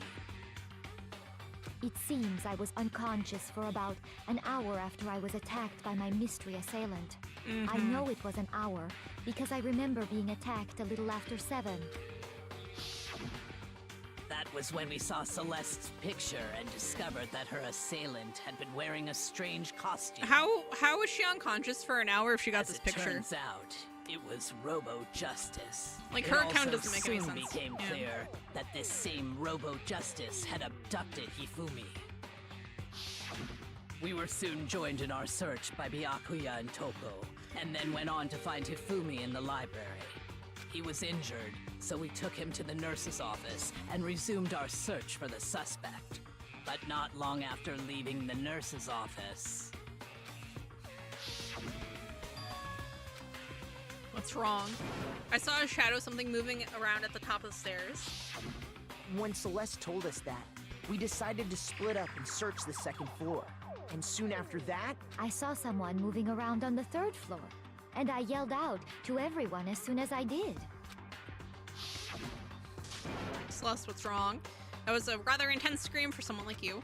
I saw him, the strange costumed man. He ran off as soon as I screamed. I was walking the stairs, so he headed further down into the hallway and disappeared. Also, how does And someone then- in that costume run? Huh? What was that? That came from downstairs and must have been Hifumi. He's in the nurse's office. This is bad. Come on, we have to go back. at that point we decided to divide up into 2 groups. Again. Celeste, Hina, and I went back to the nurse's office, while Sakura, Byakuya, and Toko chased after the suspect. When we got back to the nurse's office, we found Hifumi, dead. And that's when we heard the body discovery announcement. I left Celeste and Hina there and headed back to the 3rd floor to let the others know what had happened. Meanwhile, we had just discovered Taka's body in the equipment room. We must have found both bodies at almost exactly the same time, because we heard the same announcement not long after we discovered his body. And that's when I told you guys about Hifumi. Then the 3 of us headed for the nurse's office. Yeah, so the first one was for Taka's body, the second one right was for after we Hifumi's. left the physics lab, we ran into Celeste, who'd arrived after us. And she told us something very surprising. Hifumi's body has disappeared. We rushed back to the nurse's office and saw that she was right. We'd left Toko passed out in the equipment room, so we hurried back again. This can't be happening. Are we hallucinating all this or something? But when we got there, we discovered that now Taka's body had also gone missing. Next thing we knew, we were searching the school for 2 missing dead bodies. And after some time... Celeste informed us that she'd found the bodies, and we all headed to the repository, which is where we rediscovered the corpses. I think that about covers it. I see. The whole thing sounds exceptionally complicated. It certainly seems to me that these are not a simple series of connected events. Okay, well, if that's true, then what? Rather than a single series of events, I think we have to consider each murder a separate situation, and from there, we can uncover the contradictions surrounding all of them. Now then, let's get started, beginning with what happened to Taka. The contradictions in what happened to Taka. In order to uncover the truth of this case, I have to find them no matter what.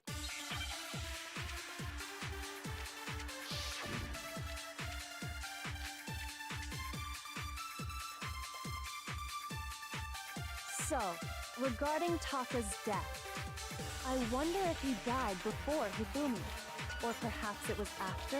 He died before. We already know what order they were killed in. Taka came last. What makes you say that? Because of the numbering of the Justice Hammers. It's true that Hifumi was killed with Justice Hammer 3, while Taka's death came from a swing of Justice Hammer 4. See? So it's... I just want to...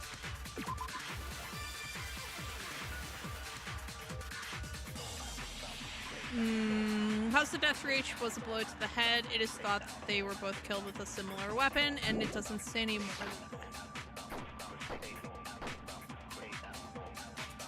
We're numbered, but were they really used in that order? No. So, regarding Taka's death, I wonder if he died before Hifumi, or perhaps it was after? We already know what order they were killed in. Taka came last. What makes you say that? Because of the numbering of the Justice Hammers. It's true that Hifumi was killed with Justice Hammer 3, while Taka's death... So this just says that they died of a blow to the head, similar weapons. That's all that it says. See? So it's obvious Taka came after.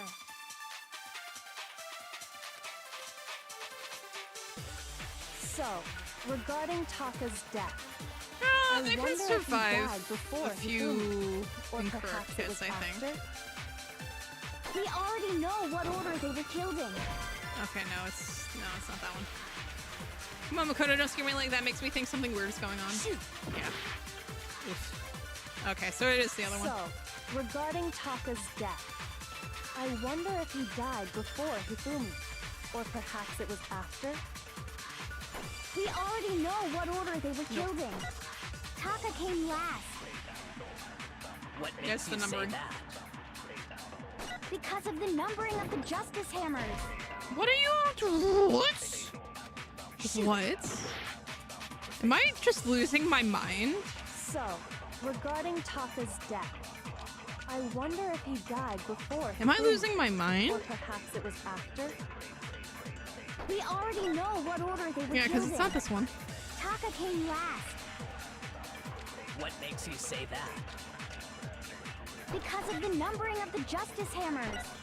It's true that Hifumi was killed with Justice Hammer 3, while Taka's death came from a swing of Justice Hammer 4.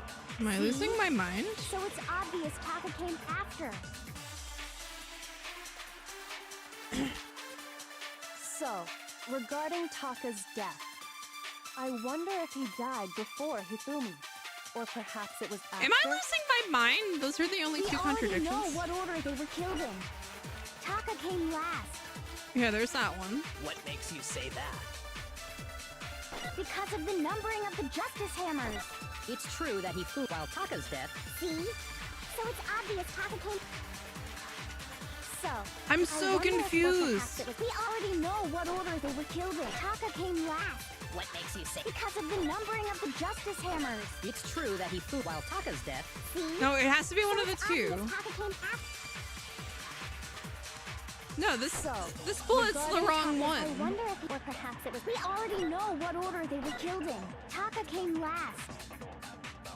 What makes you say that? Because of the numbering of the. It's true that Hifumi was killed while Taka's death. I am like losing my mind. Taka came after. Do you know how tempting it is to just throw this one? Live by the coin, die by the. Well, the thing is though, is that I already did both of them, and it was like, Lamau, no. What order they were killed in? Taka came Oh. last. What makes you say that? Because of the numbering of the Justice Hammer. It's true that Hifumi, while Taka's death. See? So it's obvious Taka came No, but after. see, like the Justice Hammers were numbered, but were they really used in that order? And the answer is no. So, But like the Monokuma file doesn't actually prove I wonder that. if he died before perhaps it was. We already know what order they were killed in. Taka came last. What makes you say that? Because of the numbering of the Justice Hammers. It's true that Hifumi Oh, I bounced was off the killed white with noise. Justice Well, that Hammer was good. 3, while Taka's death came from a swing. See?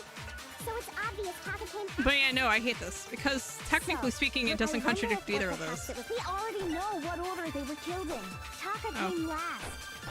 What makes you say? Because of the numbering of the Justice Hammers. It's true that Hifumi was killed with Justice while Bounce. Taka's death. See? So it's obvious Taka came after.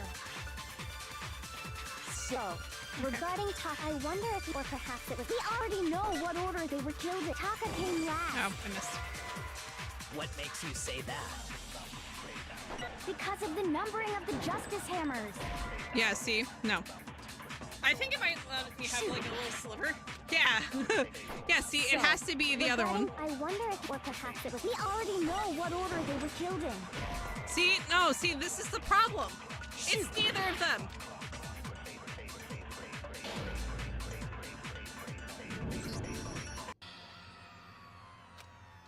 So we have failed the, see, look.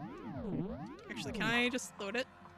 Can I just load it? Oh wait, you know what? I don't think I've ever seen the failure.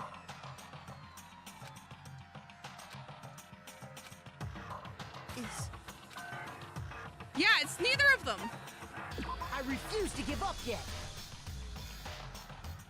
Yeah, so I don't know what it is, because it's neither of them.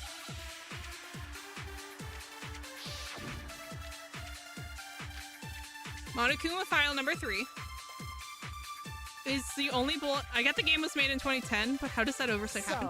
Yeah. Regarding Taka's death, I wonder if he died before Hifumi, or perhaps it was after. We already know what order they were killed in. Taka came last. What makes you say that? Because of the numbering of the Justice Hammers. It's true that Hifumi was killed with Justice Hammer 3, while Taka's death came from a swing of Justice Hammer 4. See? So it's obvious Taka came after. Yeah, see. I don't know. You know what? I wonder if it's bugged. What is it? Chapter 3?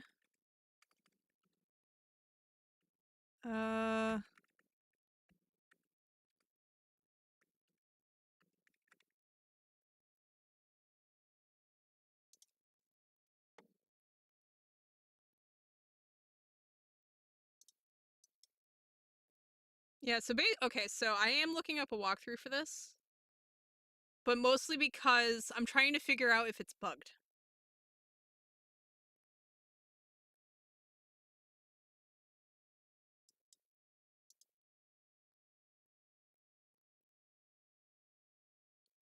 How? Because I'm an idiot.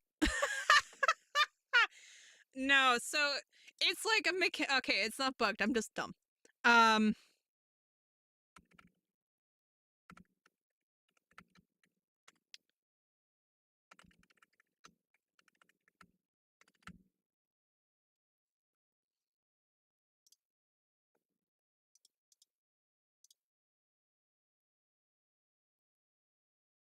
What is it? Hold Y to absorb? Yeah. Okay. No. No, I'm just an idiot. So, regarding Taka's We've death, used this exactly I once. wonder if he died before Hifumi. Wait, what Or am I? perhaps it was...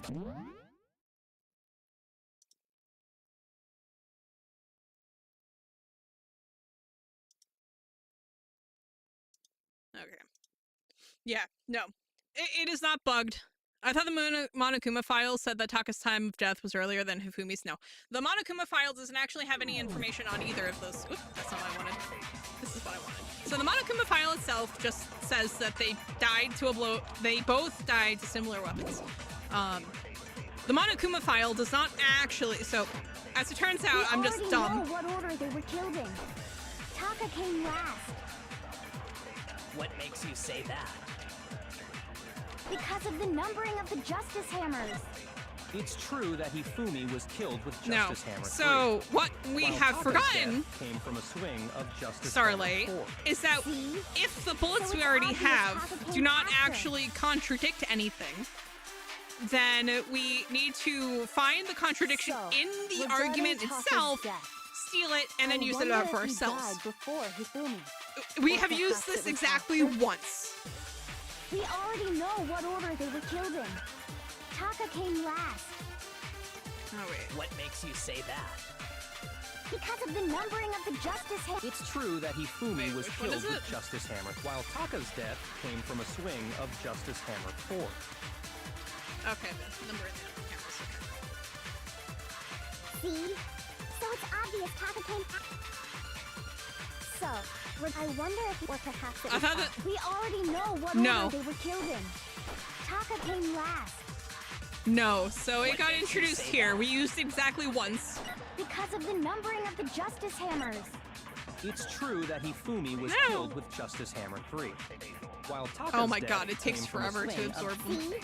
So it's obvious Taka came after. What's it?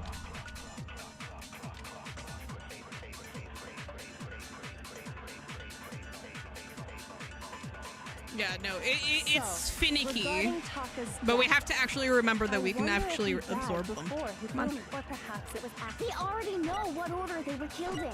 Taka came last. What makes you say that? Because of the numbering of the Justice Hammers. It's true that Hifumi was Killed with just while Taka's death. See? Keep So going! it's obvious Taka came. So, I wonder if or perhaps it was. We already know what order they were killed in. Taka came last. What makes you say that? Because of the numbering of the Justice Hammers. There we go. It's true that Stole it. Hifumi was killed Stole with it. Justice Hammer while Taka's death. See? So it's obvious. And then we have to Taka wait came- for it to come back around again. So, regarding Taka, I wonder if he died before Hifumi, or perhaps it was after. We already know what order they were killed in. Like, I thought that since V3 effectively overhauls the entire trial combat. No.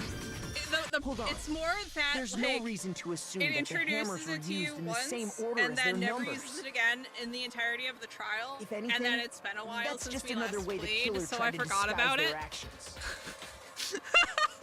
So you're saying the culprit wanted So I us entirely to think forgot. the hammers were used in order, but in reality, Taka was killed before Hifumi? Okay then, let's see the proof. Evidence that proves Taka was killed before Hifumi. What time he must have died. Yeah. I think it's used a lot more often in the next two. Yeah, that's probably why.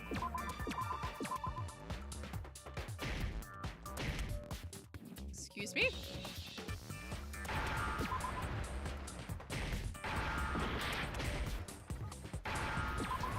I like how it doesn't take every W. Come on. Give me...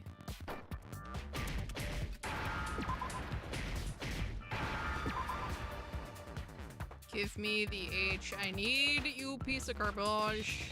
There it is. Now I understand. Yeah, no, honestly, it's got it. yeah, no, that was Taka's the match. It wasn't wristwatch. bugged. It was just a matter of like See? a Look, technically obscure It broke mechanic with actually the being hands required. pointing just past 6 o'clock. It must have gotten broken when he was attacked by the killer. Because as of last night, Hey, you! How long were you going to keep us waiting? Taka's irritated voice pierced the air as he stared pointedly at his wristwatch. It's almost 7 o'clock, you know that. That time for all the little boys and girls. so if it wasn't broken after 6 last night, then he must have been attacked around 6 this morning. And that would be his official time of death. But if that's true, then he was killed well before Hifumi. And before Celeste was attacked this morning, which happened around 7. That's right. Taka was killed before any of the other incidents took place. That simple fact slipped past all of us. We made the wrong assumption about the order of events, all because of those justice hammers. That's exactly why the culprit wrote the numbers on each hammer and had them increase in size. That way, when we saw how they were used in each incident, we'd easily make that wrong assumption. Now, if Taka was killed around 6, then everyone's alibis for his murder go out the window. Because when he was killed, we hadn't met up in the dining hall yet. That may be true in the case of Taka's murder. But all of our alibis still hold true for Hifumi's death. That's right. With him, at least, we're all safe. Not necessarily. Huh? What was that? That came from downstairs. It must have been Hifumi. He's in the nurse's office. This is bad. Come on, we have to go back. When we heard Hifumi Well, screaming, no. we were all together. So Hiro, no. Except So this, for Hiro and Kyoko. yep. This throws it back on them. Then we all ran down to the nurse's office, and that's where we found his body. That's totally true. We're all in the clear. Oh, I know! They must have recorded him screaming on a tape or something, then played it later on! If that's true, I don't know. don't just go making stuff up. Anyway, we all have rock-solid alibis for when we heard Hifumi scream. Since all of us were there together, clearly none of us could have killed him. Well, no, we weren't all And it together. does Is the not thing. stop there. There was also the moment when we discovered his body had vanished from the nurse's office. Well, see, the problem here is Hina that and Celeste I keeps were in wandering the off. bathroom together, while everyone else was in the equipment room, correct? And then there's the disappearance of Taka's body from the equipment room. At that time, we were all gathered together in the nurse's office because of Hifumi going missing. Well, don't forget, I was passed out in the equipment room the whole time. Wait, then what if Genocide Jill did it? She could have dragged Taka's body out of there right then! Even if she could pull that off, there's no way she could have done the same with Hifumi's body. Because, as we just established, she was passed out in the equipment room when his body disappeared. Besides, I didn't do either of them anyway.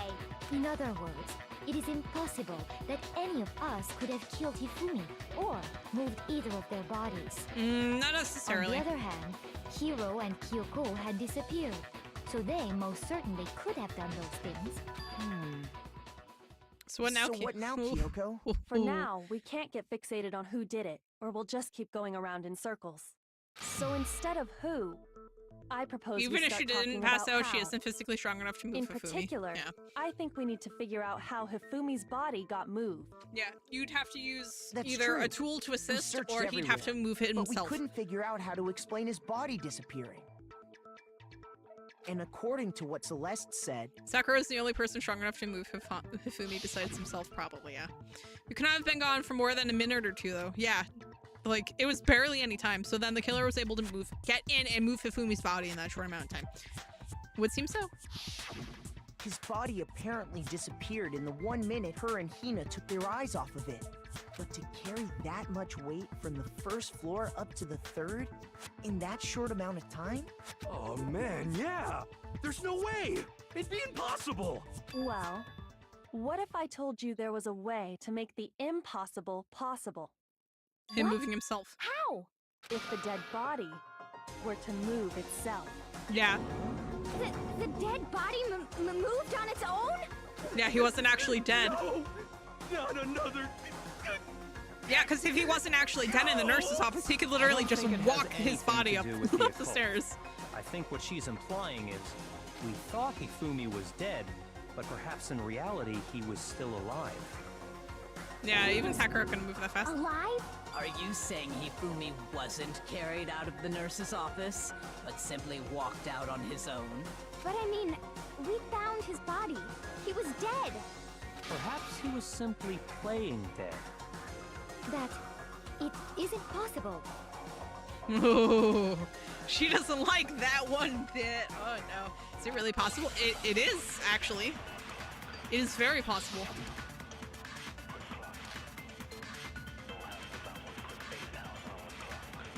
Are you saying that when we first found Hifumi in the nurse's office, there's a chance he was actually still alive?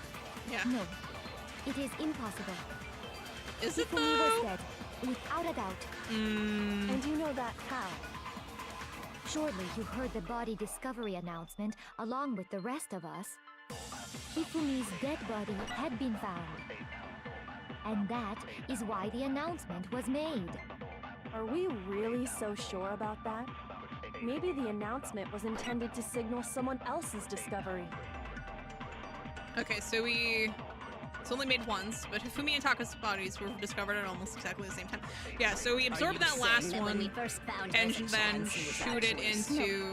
Hifumi was dead, and you know that. Surely you heard the body, but Hifumi's dead body had been found. Yeah. And that is why the announcement was made. Are we really so sure about that?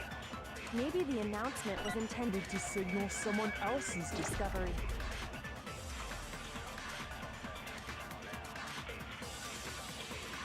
Are you saying that when we first... There's a chance he was actually... No. It is Hifumi was dead, and you know that. Surely you heard the body discovered. Hifumi's dead body had been found. Yeah, someone else. That's wrong. Look, this one actually uses this. Yes. People actually get the practice with this mechanic that here. was made really intended for Hifumi? Of course it was. The announcement played right after we discovered his body. Maybe. But that was also the same time that Taka's body was found. That's right. It wasn't long after finding his body that we heard the announcement. So there's a good chance we've made a mistake in there somewhere. I think we've confused whether the announcement was for Hifumi or Taka. First of all, if 2 bodies had been found, there really should have been 2 announcements. Maybe Monokuma simply got lazy and rolled them together into one. What do you say, Monokuma? Any comment?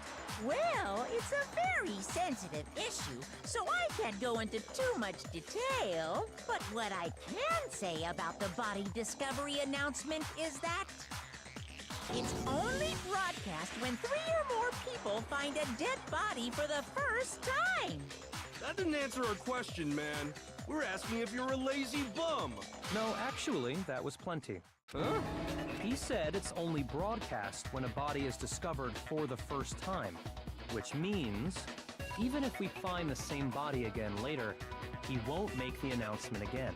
If that's true, then why was the announcement made again later on? Huh? Later on? Yeah, Exactly. when we found We heard Hifumi. the body discovery announcement twice. The second body discovery announcement, the first time I played was when we found each body in the nurse's office in the equipment room. And the second time was when we found... after Hifumi came back to life. But... Shoot! Excuse me? Was found... yes. Oh, when both eyes were rediscovered. That's right. We heard it I a mean, those are second time in technically the both the same repository. ones. When Not quite. There was nuance there that I skated over. A body has been discovered. Class trial. it didn't seem weird at the time, but it contradicts what Monokuma just told us, doesn't it? Exactly. If we were actually rediscovering both bodies, the announcement shouldn't have played. Then in reality, when the 2 dead bodies were rediscovered, one of them was actually being discovered for the first time. So, when we found Hifumi the first time in the nurse's office, he wasn't actually dead yet. Meaning he wasn't actually found dead until we came upon him in the repository. And that's just part of it. There's one other thing that leads me to believe he was still alive in the nurse's office. Oh, I know! Oh, the lens wipe, yeah. Because he was super good at playing dead! Bada bing, bada boom! What if someone is forklift certified? There isn't That one. is the worst logic I have Also, ever you can't heard. get it up to the 3rd floor. But honestly, I do not think there's anything that can prove he was still alive. Okay then, let's take another look at the events surrounding the discovery of his body. Then it should become clear whether he was really alive or not. This whole thing is pointless. Oh, she's so mad. She just wants this over so she can graduate. One time a man was on his deathbed and his doctor was assuring his visitors he'd be okay. He muttered his last words on the contrary and died on the spot. Oh my god. Well, here's one thing we do know. The first time we found Hifumi's body was in the Whoever nurse's just died to office. flex on a medical professional. And then, Oh my while me and god. Celeste were in the bathroom, his body disappeared. And the next time we saw his body, it was in the repository.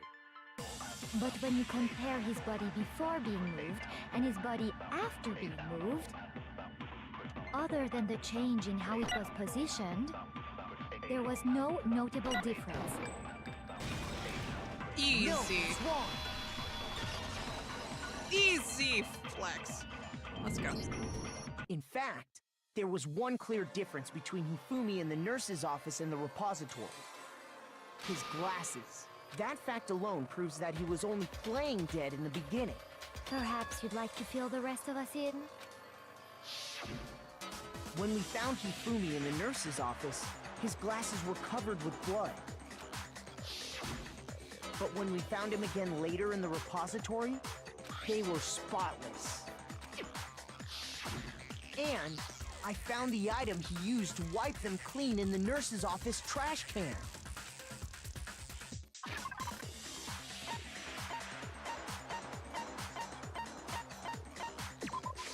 I got it! It was a glasses cleaning cloth featuring a certain cartoon mascot. One look at the bloodstain on the cloth should make things clear. This piece of cloth was used to wipe Hifumi's glasses clean. And the mascot on the cloth is the same one that's on the digital camera, right? And whose digital camera was it? Hifumi's, of course. The character was Princess Piggles. From Demon Angel Pretty Pudgy Princess, I think. I highly If you are doubt super forklift anyone but certified, Hifumi stairs aren't a would have brought problem. something like True. this to school. I see your point. And the only people here who wear glasses are... I wouldn't be caught dead using a tacky piece of garbage like that. Tissues is all I need to keep my glasses clean. Then there's no question. It belonged to Hifumi. So what you're saying is... What exactly? What I'm saying is, the blood on his glasses was wiped away using his own glasses cleaning cloth. Even if that is true, it does not mean he wiped the blood off himself. But who would benefit from a clean pair of glasses other than the glasses owner? That's This is a true. good point. And it must have been him, right? So let's assume that Hifumi was still alive in the nurse's office. He pretends to be dead. Then when he's alone, he wipes his glasses clean so he can see. Then he stands up and walks out on his own 2 feet. And with that, the impossible task of moving his copious corpse becomes possible, wouldn't you say? But then, if he was just pretending to be dead, what was with all that blood? Was it paint or something? It's the nurse's office. There's blood The there. fridge in the nurse's office contains packs of blood for emergencies. He probably used one of those. He figured if he was gonna play dead, he should go all out, so he just dumped it everywhere! Oh But my he got god. crazy with it and had to wipe his glasses off when he was done! God, what an idiot! And if Hifumi was still alive at that point, the disappearance of Taka's body is easily explained. Oh yeah, because he would have just moved Taka. It should be perfectly obvious who must have moved Taka's corpse. I got it! Yeah, Hifumi would have just moved it. Only have been Hifumi. Who everyone thought was dead. While we were all gathered in the nurse's office, he went to the equipment room and took Taka's body. That also explains how the door to the repository got locked. But that doesn't explain how he died. The door was locked? Well, after the bodies disappeared, we all went looking for Although them, right? Celeste was the one who found it unlocked, so she So could me have and murdered Sakura him. headed for the repository. And then reported that she found the bodies. But when we got there, the door was locked. And the repository door can only, which means when Hina and Sakura got to the repository, someone was already inside. And it could only have been Hifumi, who just finished stashing Taka's body there. Oh my god, my neck's so stiff. He convinced us all he was dead, and when he saw his chance, he dragged Taka's body to the repository. So, Hifumi wasn't just another victim in this case. He was one of the assailants. But that means he took part in the murders. I just can't believe it. If you're having trouble, would you like me to show you one more piece of evidence? There's more? Oh, absolutely. The single biggest fact pointing to his involvement has yet to be revealed. I mean, it should be pretty You obvious. know what I'm talking about, right, Makoto? The item he took off of Taka's lifeless body? Oh, the note. I got it! You're talking about the note Hifumi had hidden away, aren't you? Hidden note? That's right. We found it stuffed in his pants. What? In his pants?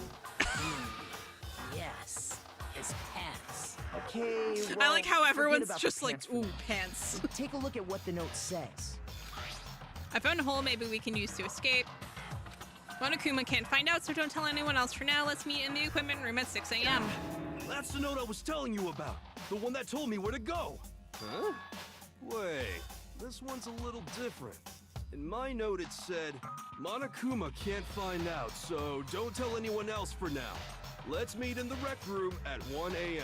I see. Then this note isn't the same one Hiro got. It's not the same? In other words, the killer got in touch with another person besides Hiro. Uh-oh. And that person could only have been... I got it! That's right! Taka! The killer used this note to draw out Taka and murder him. Hello? Over here! Objection! Objection! I don't really understand what's going on, but Hifumi had that letter, right? So whoever wrote it wasn't drawing out TikTok, they were drawing out Huffy! TikTok! No! Just to be clear, TikTok is Taka and Huffy is Hifumi, right? Oh, yes! Why must you ruin it every time? Genocide Jack is seriously scary, but still, I can't let her get to me.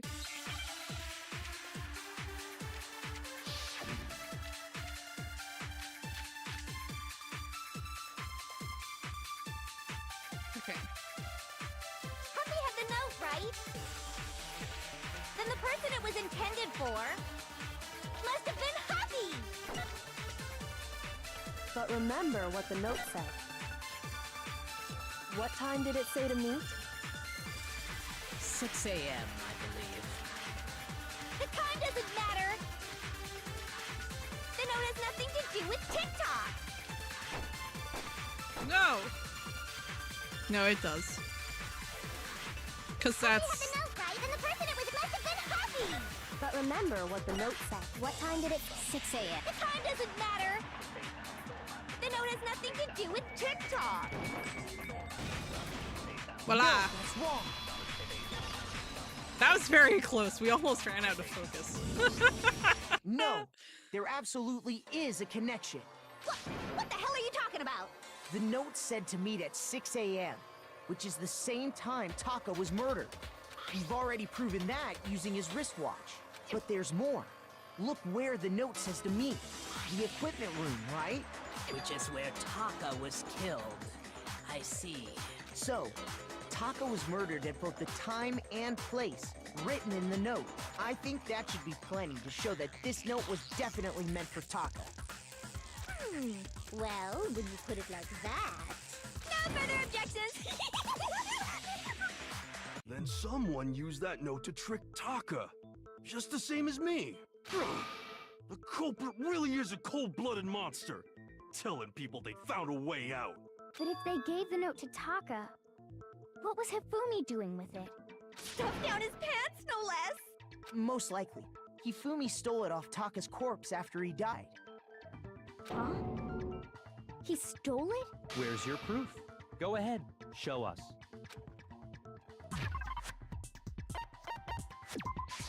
I got it! When I searched Taka's body, I saw that his lifeless hand was gripping a small scrap of paper. If I'm right about this, the sheet of paper this piece came from is... I knew it!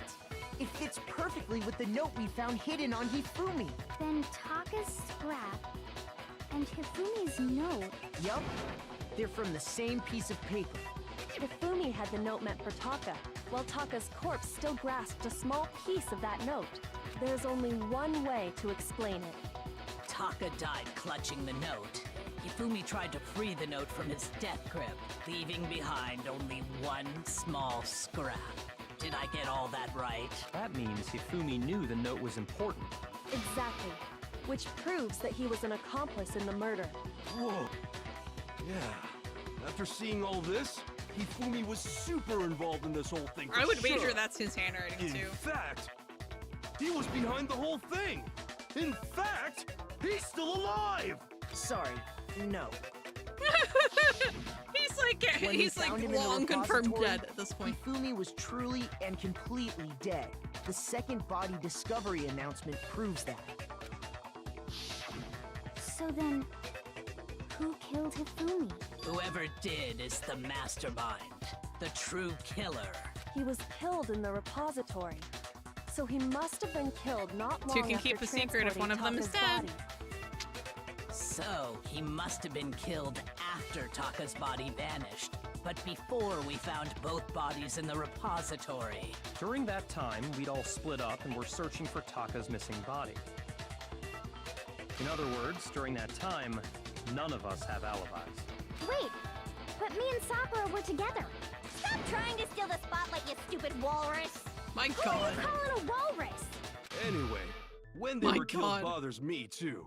But there's something that's been bothering me even more. And what might that be? The weapon they used to kill Hifumi. The weapon? Yeah, because I mean, according to the Monokuma file, the way Taka and Hifumi were killed was almost the same, with them having similar fractures and all. But Justice Hammer 3 and 4 were still laying around in the nurse's office and equipment room, right?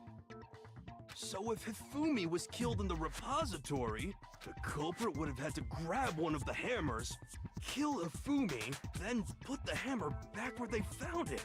But wouldn't that be seriously risky for him? I'm surprised. It seems there's some semblance of a brain knocking around that skull of yours after all. I'm surprised too. Hell yeah, it's packed in there good and tight. He's right, though. I don't understand it either. The Monokuma file makes it clear that they were killed using similar instruments. But if the hammers were already laying around those other rooms... So the question is, how could the culprit have gotten their hands on either of the hammers? Personally, I haven't a clue. So which hammer was used to attack Celeste? Number 1 or number 2? Those were accounted for in other rooms too. And I don't think either one is big enough to kill someone. Then... Is it not possible they used a different weapon? I don't think it is possible. They were both killed with the same kind of thing, right? So then, what was used to kill Hifumi? Okay, so the whole picture won't come clear, but we know what did it. The spotless hammer, yeah. What was used to kill Hifumi? Was it Justice Hammer 3? Maybe Justice Hammer 4? Well, whatever it was, there's one thing we have to figure out.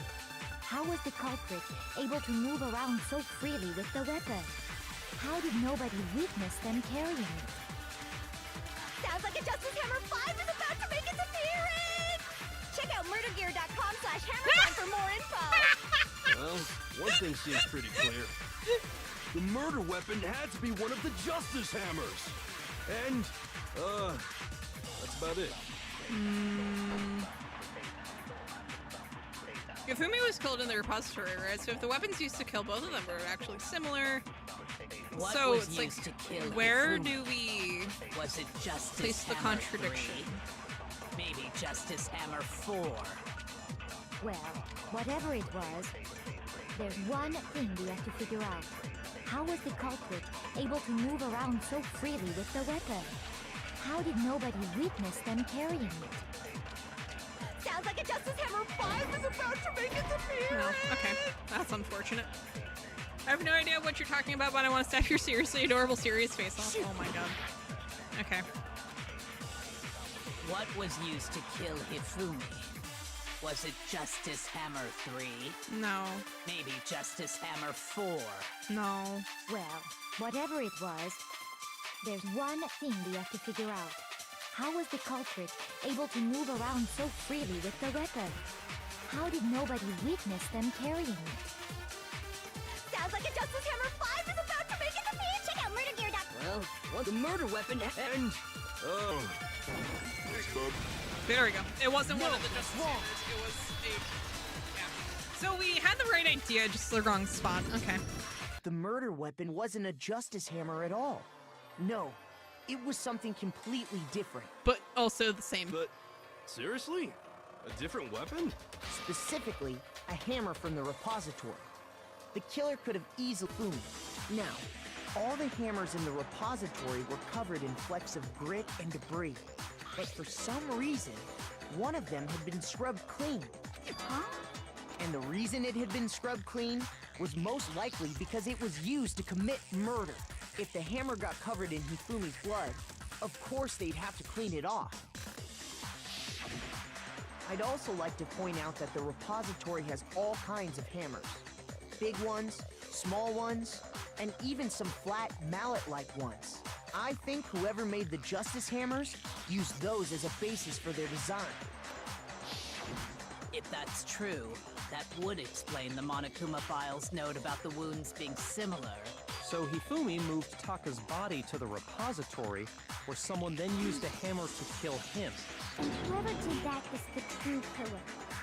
The one Hifumi was working with. And the one who betrayed him! Hold on a moment. I still think it's strange to assume someone was working together with him. The way the graduation rule works, there is no benefit to helping someone else carry out a murder. So the idea that anyone would work together like that is simply ludicrous. We talked about this, did we not? We did talk about how there wouldn't be any reason for anyone to work together. At least that's what we thought at first, but... it's not like he would just hammer himself. Based on the rules that have been laid out for us, even if more than one person is complicit in the murder, only the one who actually carried out the act can graduate and survive. Assuming the rule holds true, it is simply impossible that two people work together on this. That is how the rule was explained to us. But that only really applies if there's one murder, right? In this case, however, there were two murders. Can we really say there's no chance two people work together on this? No.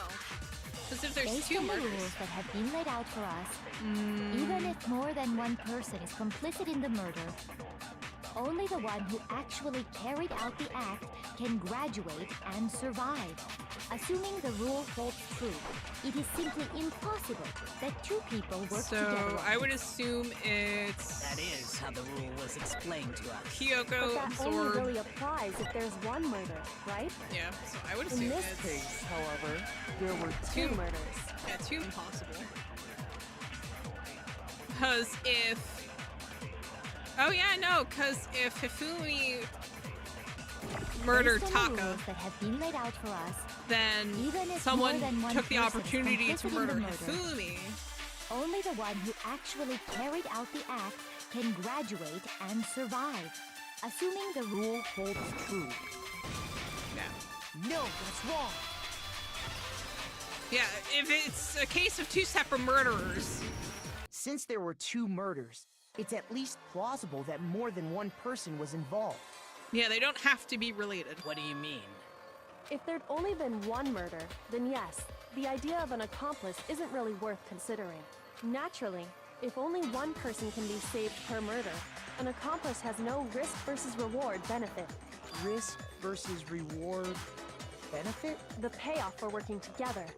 The reward that balances out the risk of taking part in a scheme. There's no point in being someone's accomplice if there's no benefit to you. However, if there were some potential mutual reward for the risk, then cooperation becomes possible. You're saying that two people could act as each other's accomplices to commit two separate murders. I think that's what the true killer told Hifumi. They would each have an accomplice for their crime. And based on the case's events, Hifumi would have been the first one to act, murdering Taka. They made him carry out the first murder so he couldn't back out of helping them later on.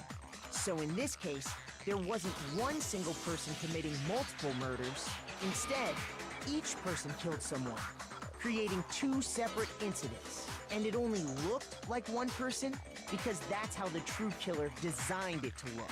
A single suspicious individual, a similar weapon used in each crime, disappearing bodies. By creating one seamless set of circumstances, they made it look like one person was behind it all. The mastermind picked their target and managed to convince him to go along with their plan.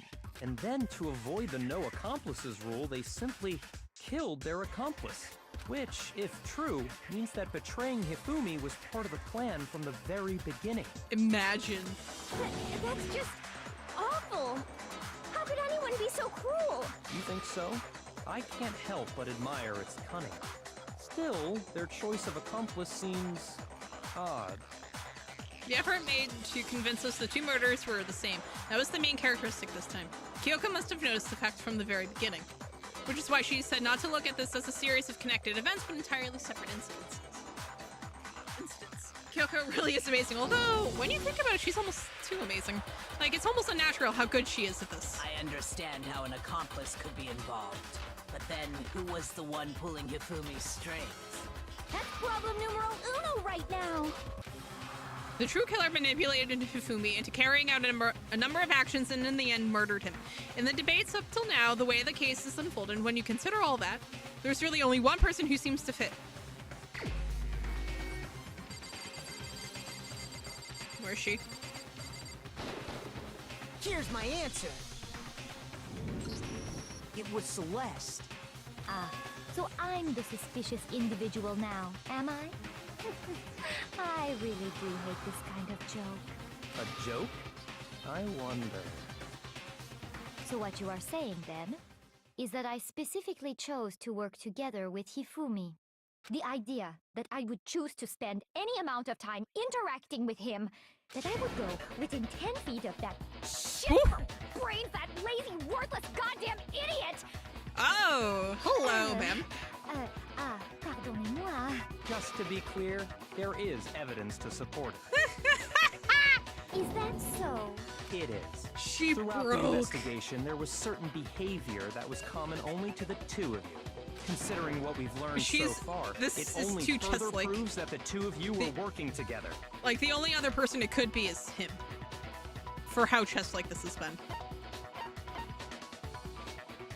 What is it that only Hifumi and Celeste had in common?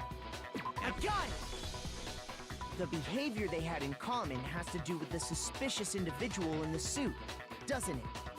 The only ones who ever actually saw Robo-Justice firsthand She has were a point. Celeste. I mean, yes, but also... Shush. The adults are talking now. Oh my god! Sorry. Why are you As he said, apologizing? only Celeste and Hifumi ever laid eyes on the costumed individual. If we accept that Hifumi was one of the culprits, we can't help but suspect what Celeste has said as well. Are you saying everything they told us was a lie? After taking Hifumi to the nurse's office, we all began our search for this individual, correct? And not too long after that, do you remember what Celeste said? I saw a shadow, something moving around at the top of the stairs. We headed to the second floor specifically because of what she claimed to have seen. Next, to draw us all to the physics lab up on the third floor, She let out a blood-curdling scream. and when we'd all come to see what was wrong, what was it she said? Celeste, what's wrong? That was a rather intense scream for someone like you. I saw him, the strange costumed man. He ran off as soon as I screamed. I was blocking the stairs, so he headed further down into the hallway and disappeared. She's a gambler or a chronic liar. Getting us all up to the physics lab. It was time for her partner to get to work. Huh? What was that? That came from downstairs. It must have been Hifumi. He's in the nurse's office. This is bad. Come on, we have to go back. It was to get us to divide into 2 groups. So that we would discover both bodies at the same time? In fact, Celeste was precisely the one who proposed that we split up. I get that Hina isn't very bright, but if she was actually attacked with a hammer, she'd have blood on the top of her head. Yeah, and she also claims to have gotten a picture of her attacker when she was supposed to be unconscious. Very well, then Makoto and Hina, you come with me to the nurse's office. I will leave the capture of the suspicious individual to Toko, Byakuya, and Sakura. Well, if Celeste and Hifumi were working together, all those chance events suddenly become connected. And on top of that, that piercing cry of yours early on.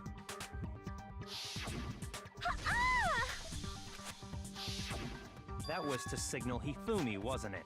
It was your way of telling him, we are on the 3rd floor. Everything's going according to plan. Why else would you let out a scream that could have carried across the sea?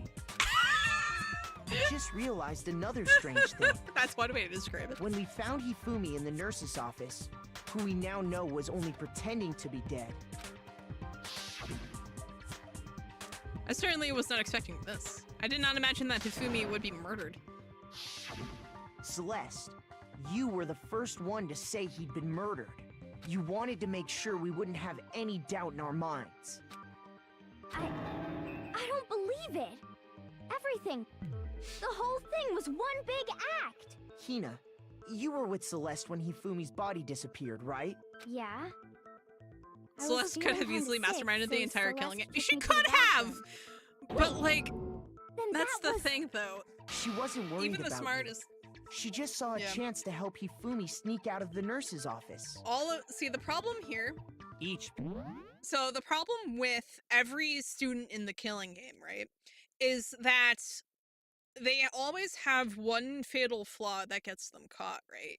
Now, a lot of them have their fatal flaw is that they're just kind of stupid and they're working on impulse, right? So they're not really thinking, they're not really planning.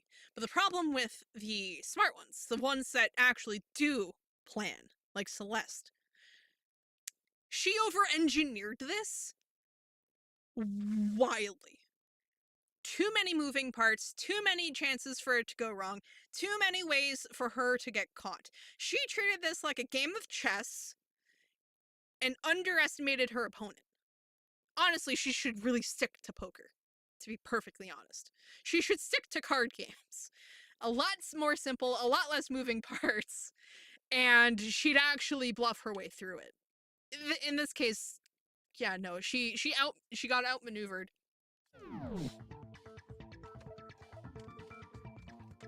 Celeste made a bet she just couldn't win so much for her reputation of never being beaten. Yeah, no, honestly, I think she just got cocky. And like I said, she treated this more like chess than she did poker.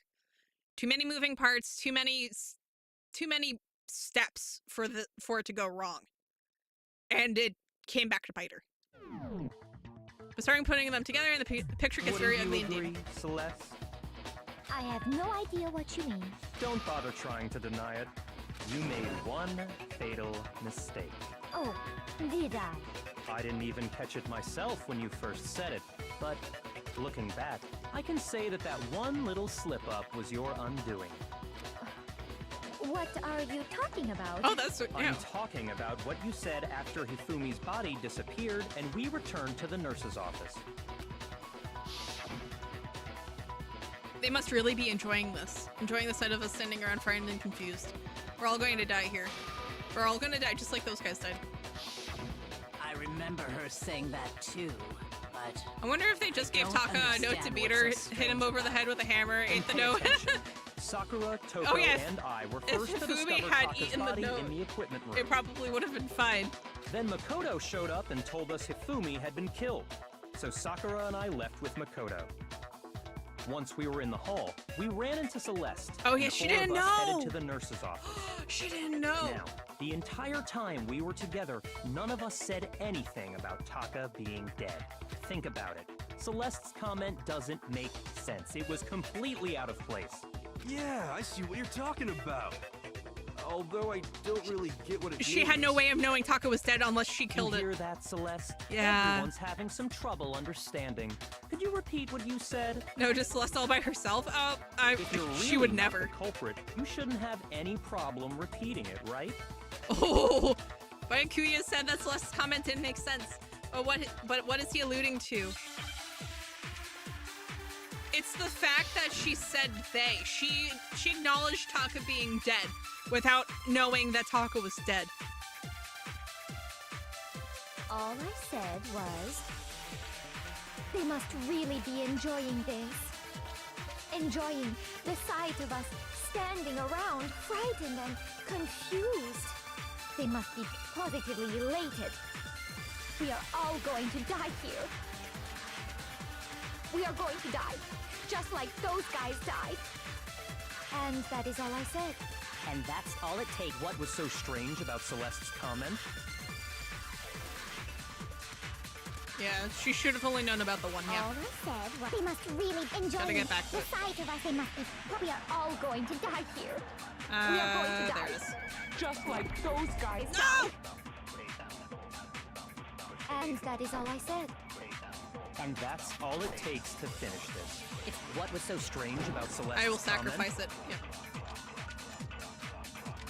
Ah, yes, All I got it back. said was, they must I really accidentally, yeah, enjoy no, the no, sight no, of no. us. So They I must had be- it. I we just, are all going to I die accidentally here. absorbed it. We are going to die, just like those guys died. Excuse me? Shoot. All I said was, they must really be Oh. Enjoying Oh. the sight of us. They must be. We are all going to. We are going to die, and that is. And that's all it takes to... What was so strange about Celeste's comment? All There we I go. said, they must really be enjoying the sight of us. They must be. We are all going to. We are going to die, just like. There we go. No, that's wrong. What's suspicious is that she said it with a plural notation, yeah. And then it's just a matter of figuring out how to prove it. That's right. Yeah, she shouldn't There's have. no reason Yeah, she should not Celeste have known that said, Taka was dead. Just like those guys died. When she said that, none of us had told her Taka was dead. Exactly. And we didn't run into her until after we were all out in the hall. So there was never any chance for her to have seen his body in the equipment room for herself. So how did you know, Celeste? How did you know more than one person had been killed?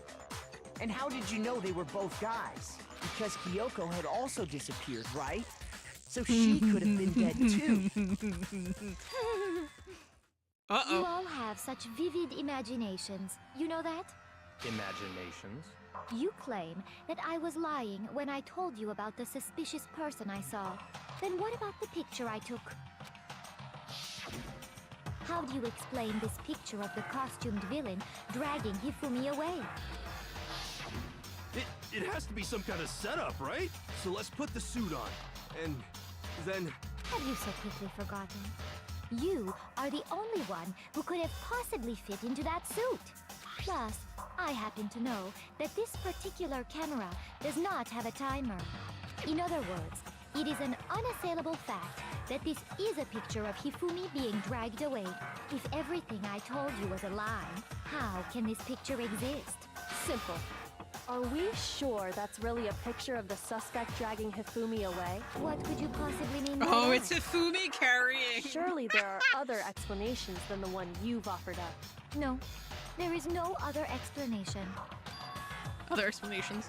Oh yeah, like Hifumi carrying Hiro. She could have been referring to the fact that since Ayaka and Junko debatably Chihiro, every death has been male. Hifumi is dragging the suspect away. Yeah. It's not a picture of the suspect dragging Hifumi away. I would say it's a picture of Hifumi dragging the suspect away. But the fact it was right after That's certainly within the realm of possibility. the body disappeared, it was suspicious, yeah. The one being dragged off in that picture isn't Hifumi, but the person in the robot suit. We've simply been led to believe that it's the other way around. then the strange costume might only exist to lead us astray even farther. If you saw someone wearing something like that in this situation, of course you'd notice and be suspicious. That's what happened! You put me to sleep and made me out to be the bad guy in all this! Such a thing is utterly impossible. Hifumi was dragging him away? Ridiculous. Is it? I don't think it's ridiculous at all. Then shut your mouth and allow me to Oh my educate you. god! So let's think she could prove that there's no way Hifumi was dragging the suspect away. But is that really possible? Oh, do not make me go into another... Okay, thank you. You dressed me up in that suit after I passed out! Then you just draped me across Hifumi and had him carry my weight! Carrying someone You over tried your to make shoulders me is look the like best the way to bad carry them, guy. yeah. Like I said, ridiculous. As you can see in the picture, the suspect is standing perfectly upright. If the person inside the suit was unconscious, there's no way they could stand up straight like that. Then the fortune-telling idiot is the culprit after all! No way!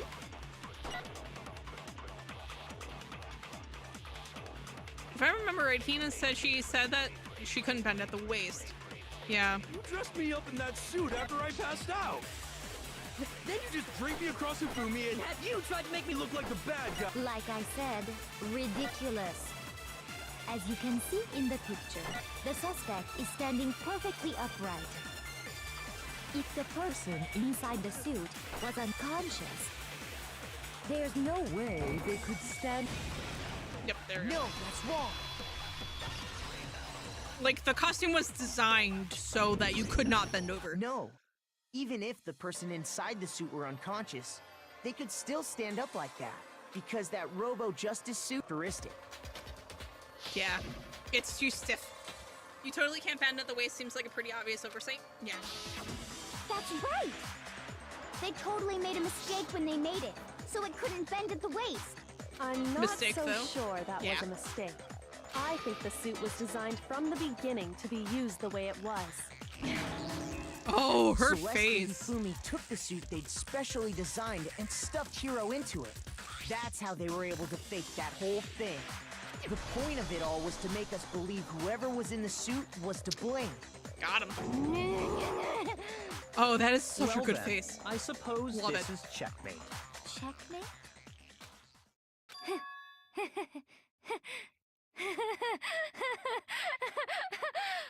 Don't make me laugh, you idiot! What do you mean, checkmate? Oh, hello. She's an American. Clearly, you want to cram me into your little guilty box. Well, there's one little problem. Love her. Have you already forgotten what Hifumi told us as he lay dying? Hey, Hifumi, who was it who attacked you? Who tried to kill you? Who killed me? That's right, I remember their name. Yasu Hiro. When we asked him who had attacked him, his answer was quite clear, was it not? Oh my god, she got her accent wrong. And I quote, Yasuhiro.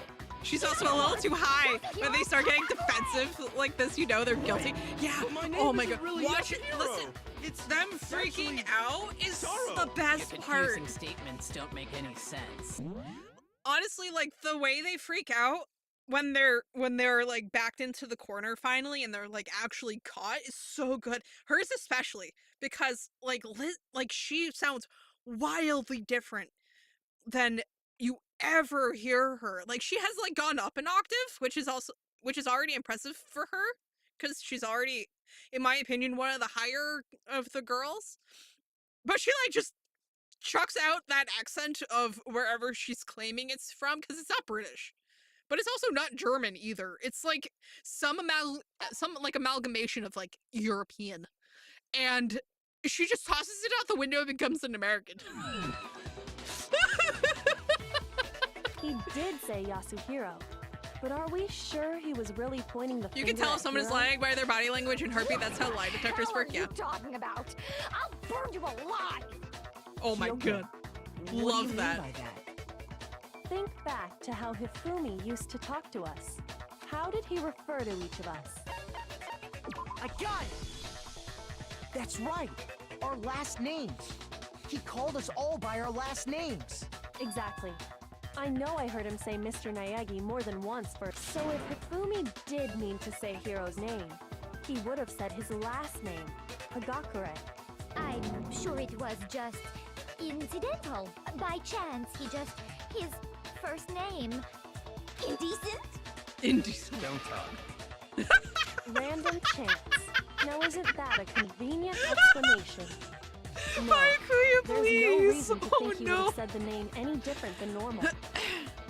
But he must have run out of energy. Lie detectors are banned in most states, yeah, because they don't really, So because it's very Hifumi was easy trying to tell like us the falsify last name their of whoever killed him?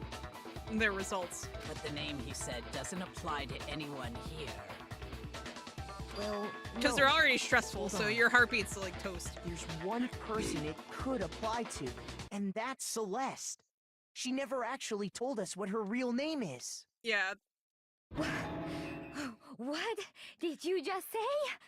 Oh yeah, we don't actually You know take your her name. False accusation so far. I don't know whether to laugh or spit. Oh my god, Come she's on! Texan! Enough with your idiotic blather. Yasuhiro is a loser's name. Do I look like a loser to you? Well, Oh my god, she's Texan! what? I think I've earned the right to be a little on edge. She's Okay, either then from fill us Jersey in. or Texas. What's your Oh real my name? god, listen to her! Make sure your I ear love holes her. are wide open and listen up. My real name is Celestia Ludenberg. Could you please stop making me repeat myself? Oh my over god. and over again? But Celeste won't give up, so I'll have to make her accept it. Oh no, not one of these again. God damn it. No! I hate these! No! Oh, okay, we're doing it this way. I'll take it, I'll take it, I'll take it. Hifumi was trying to tell us something. He wanted us to know the killer's last name, Yasuhiro. If there's one person here who might have that last name, It would have to be you, Celeste. You haven't told anyone what your real name is. how many times do I have to tell you? My name is Celestia Ludenberg. God damn it! How long do you plan to go on pretending? I mean, I'm not pretending. It's the truth. And since you have no way to contradict me, No, that's wrong. we do. Because the handbook would have your actual name. That's it. The handbook. what? Anytime you turn your handbook on, it shows the owner's name. I don't when even it remember boots up, Celeste's right? first name, but her last name is Yasuhiro, yeah. Monokuma told us all about it before. Lamau. This handbook is absolutely vital to a healthy school life, so don't lose it. When you start it up, it will display your name. Always make sure you have the right one. Celestia Ludenberg, goddammit, is a pretty weird name. I know, right? Now, this is not your everyday notebook. It has so many more uses than that.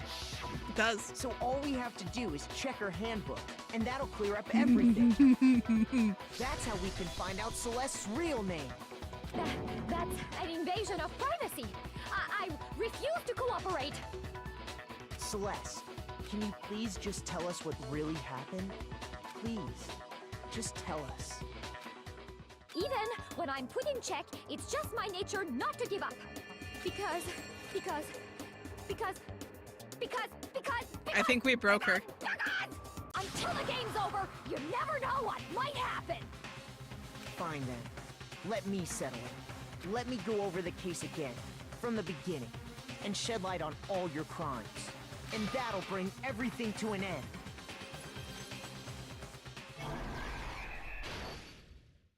If she wasn't lying, she wouldn't be refusing to cooperate. Okay. So, in this case, how did the killer recruit their accomplices? Was it seduction? No.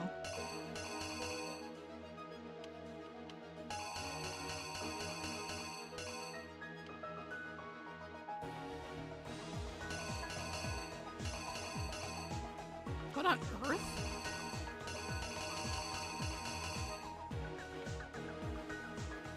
What is this? Oh no, that's the... No, that's the thing.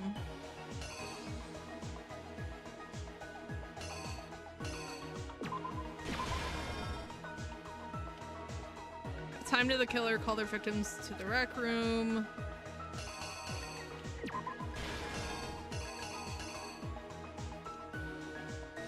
Who was it the killer summoned first? They knocked him out and then stuffed him in the Robo Justice suit. Used a certain item for it.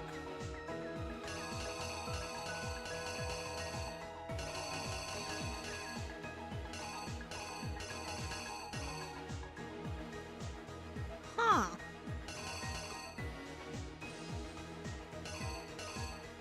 Fascinating, okay. Taka, it's this one here.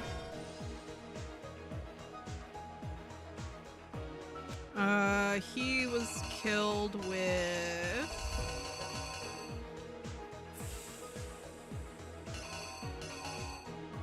One was Celeste, 2 was Hifumi the first time. I think it was 4, and then Hifumi was 3.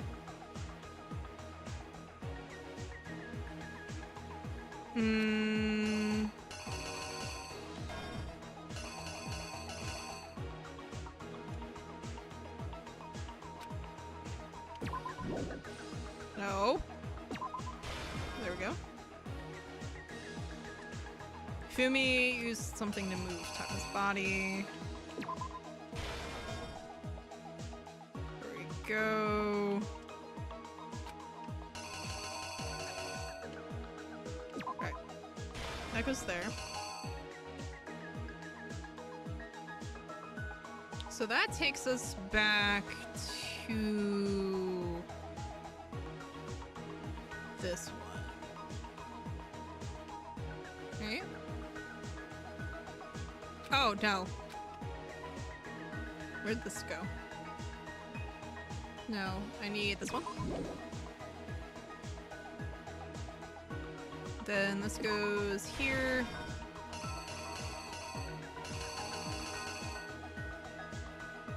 Okay, yeah. There we go. The killer is... I think we have this one.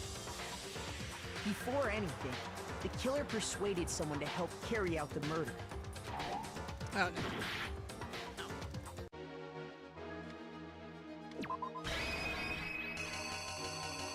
Yeah.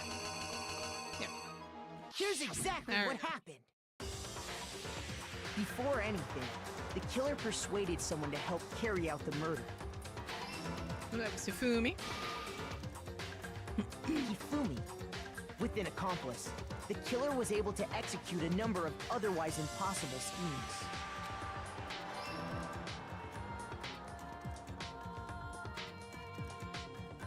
First, they convinced someone to meet them in the rec room last night at 1 in the morning. That someone they met with was Hiro. The murderous duo intended to pass Hiro off as the prime suspect. So when they met up with him, they drugged him, knocked him out, and stuffed him into the Robo Justice suit. Nice.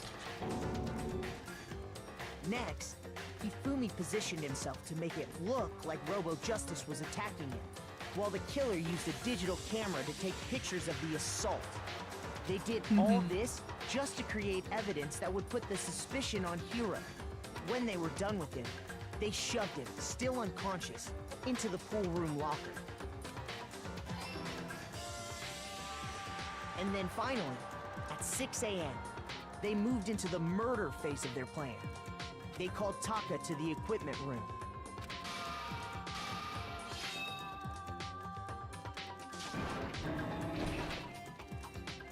And that's where Hifumi killed him, making it the scene of the first murder. The murder weapon was Justice Hammer 4, which was left there in the equipment room. The reason Hammer number 4 was used was to create confusion about the order of the crimes. So, next they falsified 2 more assault incidents. For these attacks, the killers pretended to be the victims, to solidify Robo Justice as the suspect. The first fake incident was the attack in the rec room. There, The killers wanted us to see Justice Hammer 1 and the Robo Justice pictures they I'm took. surprised Hero didn't die of asphyxiation, They wanted to make sure in we that costume bought the locker. Yeah. surprise attack story. He got very lucky. The All second things fake considered. incident was the attack in the library. This time, they planted Justice Hammer 2 and an injured Hifumi to sell us that story.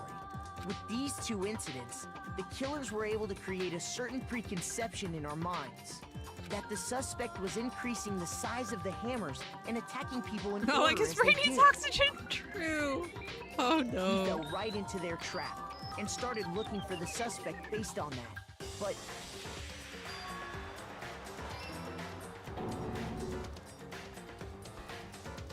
while we did that, we left Hifumi alone in the nurse's office. This was exactly what Hifumi was hoping for.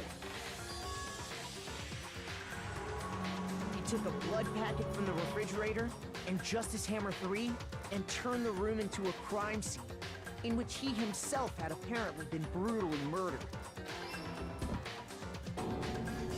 He let out a scream to draw us back, and when we returned, that's what we found. Meanwhile, the other group that had been out searching found Taka's body at the same time. So when we heard the body discovery announcement, we naturally assumed it was for Hifumi. We left the nurse's office, and Hifumi once again took advantage of the situation. He simply got up and made his escape. When we learned his body had disappeared, we all rushed back to the nurse's office. And once again, Hifumi had the chance he was He doesn't waiting have for. one of those This time, exactly. he snuck into the equipment room.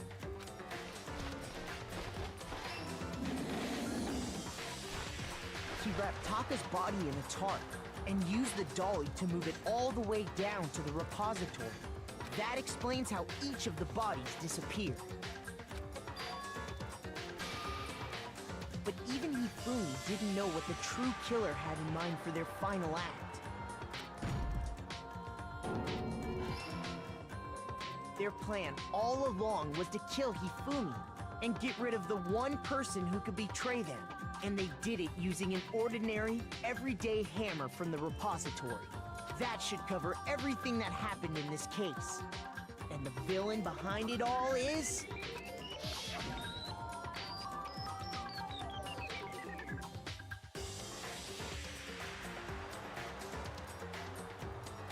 I like the flower frame.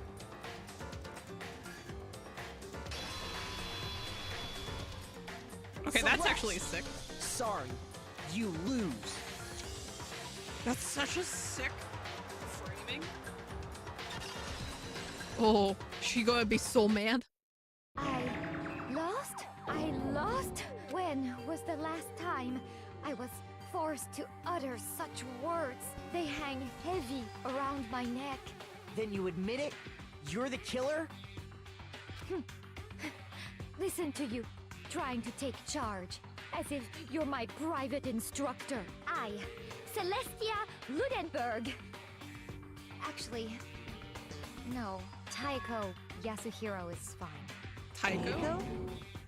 So, you finally accepted it. I'm the kind of person, once I've lost, I don't like things to drag on. Interesting.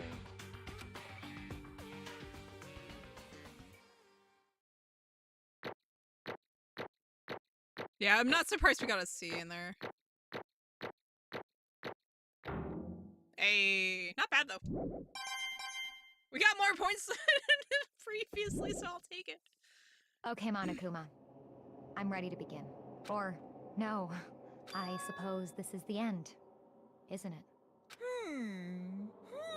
He's like, It is bruh. indeed the moment we've all been waiting for. Time to vote. Okay, if you would, please locate your lever and cast your vote.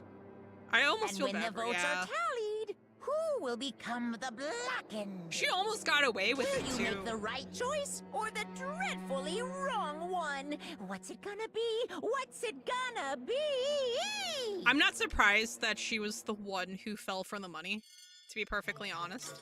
Considering I'm pretty sure she was going to use it for a castle in, like, Germany. Yeah, no, she almost got away with it. And I almost feel bad because she She actually put in quite a bit of effort. I think she just put in too much effort is the problem. It's basically a formality at this point, but once again, you're totally correct. The block in this time, the true killer who devised the whole stinking scheme was Celestia Lunenburg, or more precisely, Taiko Yasuhiro. Honestly. I lost. Well, that sucks. I guess trying to work with someone else was a mistake after all. Hifumi's ineptitude is beyond all my calculations. I knew it. So you really did approach Hifumi with this plan. But how did you get him to agree? I can't imagine he would have happily agreed to commit murder. Remember, I said she and Bayukuya were the only people to consider being tempted by it, yeah. My specialty? Don't make me laugh. I didn't have to lie to get him to agree. So then... Then did you use, you know... I knew you'd figured it out, Kyoko. You're absolutely right. To get Hifumi to act as my accomplice. I used her. For everyone who's still left, I'll avoid mentioning it by name, but it was the one thing Hifumi and Taka were both super into. Does she mean? She talking about alter ego? Say what? What? What are you talking about? Just a second. Don't interrupt. We're in the middle of a very important conversation here. I'm totally out of the loop as usual. How sad. In other words... Then you're the one who stole that? That stole it? Indeed. Oh, she did steal it. That's right. And you used it to drag Hifumi into the plan you'd come up with.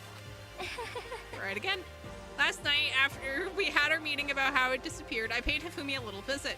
She would have gotten away with it if not for you kids and your magic left white girl. Actually... No. It was about what was stolen. I know who did it. What? Are you okay with this? It was Taka who stole it. What? So Knife then... proof. Would you like to see it? As it turned out, I found a use for the digital camera. I'd taken you-know-what to Taka's room earlier and took photos of it there. I deleted the picture as soon as I'd shown it to Hifumi, of course. Damnation! So it was him. But how did he do it? She was supposed to yell if either of us got close to her. You are correct, which is why Taka forced me to steal it. Say what? As for Please me... forgive me. He threatened me. Oh. He did? As for me... He came to my room last night unannounced, and then it's hard for me to even say he... Oh my god. What? And he... Oh my god. Celeste. Ma'am. To accuse Taka of such things. I mean, he'd gone a little crazy for it. I never imagined he would go that far. It was amazing how completely he bought it. I can't express how enjoyable that was. Ma'am, you are You know what? I don't feel bad for her anymore. I don't feel bad for her anymore. I'm about to say something I've never said before in my life. I'm going to kill him. I'm going to kill him. Most unfortunate. Please, if you go now, you will be playing right into his hands. Huh? Actually... Taka is planning to use her to escape. And he has made you his target. What? Do you want to know a secret that alludes to the canceled secret hidden ending? Since it was canceled, yeah, go for it. Indeed. And also he could keep her to himself. This is unforgivable! Completely unforgivable! Honestly. Can we allow him to continue with these barbaric acts? Absolutely not. How could I? She. I swear! I have to save her. Actually... Then would you like to join me? It just so happens I have come up with a plan. Huh? I've devised a way to reclaim what he has stolen and escape this dreadful school. Ooh. And with that, it is complete. Press escape while on the mono machine. Oh, nothing.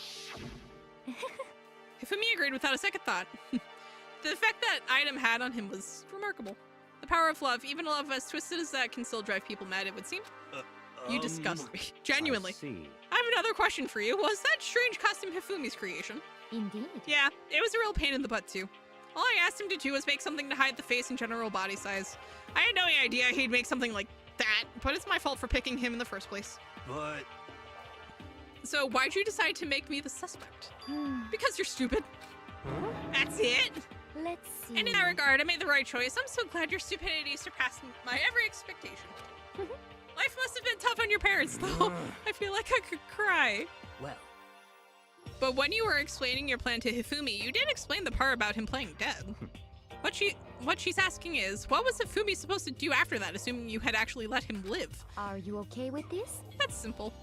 After he did his part and pretended to be dead, once someone showed up, I told him to say he'd been seriously wounded, he was on the verge of death, but he just barely held on. And he really believed that? Well, of course, that wasn't all there was to it. As I explained to Hifumi, the plan was, while you were all questioning him about what had happened to him, I was going to murder someone else. At that point, Hifumi would have an alibi, so nobody could doubt him. I told him that, and he believed it. It all seems very straightforward, stereotypical. I just matched the lie to the level of the opponent. In fact, Hifumi ate it up. He believed the lie wholeheartedly, right up until the moment of his death. So in the end... So you had planned to kill him all along. But of course. There would have been no point to my plan if the one who pretended to be dead did not end up dead himself. What the heck? How can human life mean so little to you? Well, That's a non-issue. I simply did everything in my power to win. Don't be mean. Now you sound like Byakuya. I wonder No, about he that. derives his pleasure from the thrill of the hunt. In that aspect, we are nothing alike. Why? Then what made you take things this far? What the heck? Was it really just for money? Are you talking about the $10 million Monokuma offered us? That is a lot of money, it's true. But that's not all there is to it. From the moment our new life here began, my only thought has been escape. But all along you've been saying how we have to accept living here. You little bitch. Obviously that was a lie. Hey! I couldn't take it. I hated it from day one. More than anyone else in here. You I wanted to little get out. bitch. Every day was fresh torture. And do you want to know why? Huh? This is fine. Because I had a dream. And accepting a life here would have meant nothing less than giving up on a dream forever. Honestly. And there was no way that I could ever do that. In the underground world of gambling, I risked my life to make a metaphorical killing. As for me, And it was all for that dream. And what was that dream of yours? isn't it wonderful? To live in a European castle. A castle? Oh my god. And to gather handsome men from all over the world to serve as my butlers/bodyguards. I was going to make them dress up like vampires and satisfy my every need. Love her. Iconic. Once I obtained that, I would have created a perfectly aesthetic world of decadence. This is fine. Living the rest of my life there was my only dream, my only goal. That's what life is all about. Combined with my own winnings, Monokuma's $10 million would have made that dream a reality. I got right to the edge, There is but nothing to be unfortunately done. my dream has been scattered to the wind. Still, I don't have any regrets. I pursued my dream to the very end, so why would I? Just the worst. You sound so passionate, but you were really able to kill your own friends for it? Oh, Are you asking me to feel guilty? That's a pointless endeavor. I think nothing of sacrificing others for my own ends. I feel nothing. do you understand? That's all there is to me. That's what makes me complete. Isn't it terrifying how different our values are? There's simply no room for understanding. What is this? That's what we should be saying, and plus, how can you be so calm? Don't you realize you're about to die? Why aren't you scared? My ability to lie is unrivaled, and I take pride in that. It's not just other people. I can even fool my own emotions. The conscious deceives the unconscious, and that's why you're not scared? Yes. That's right, I indeed. don't fear death. Kill me however you'd like. But you know, if I could be reincarnated, if I had a choice, then Isn't it wonderful? I think I would like to come back as Marie Antoinette. Hey. You'd just get executed again. True. Why would she accept enrollment into Despair Canyons University if she wanted to own a castle? Well, she could have bided her time gambling. Well, because it wasn't Despair Canyon University. She claimed she could fool her own feelings, but that statement itself must have been her final lie. And that weak fake smile is what betrayed her. Thrills! You all chills, done? Okay, then let's get chills! rolling. The black and disturb the peace and must pay the price. Now then, I prepared a very special punishment. For her, the ultimate gambler. Let's give it everything we've got. It's punishment time! I guess I'll let Kyoko hold on to this. What? This is... Will it really give you the hope you're looking for? I can't say I ever saw it that way. Which is why... Actually, it's not important. Well then... Take care, everyone. I like Perhaps her we'll voice meet actor. again. In another life. She had no reason to accept an enrollment at the school. She doesn't need a successful job. Yeah, but like, considering it was an underground gambling, gambling ring, she probably would have needed something like marginally more legitimate to make her money look good.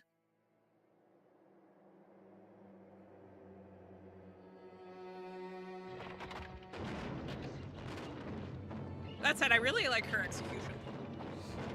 Like, look at this. Look at this. It's so dramatic. The burning of the Versailles witch. Oh my god.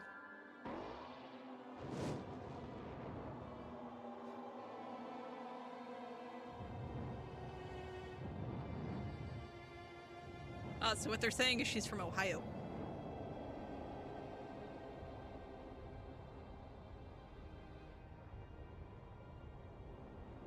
Yeah. Slow and painful.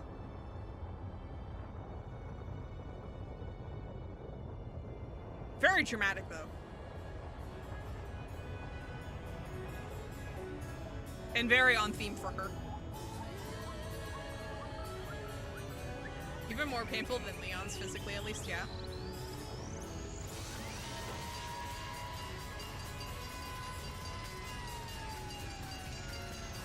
Up until she gets hit by a fire truck.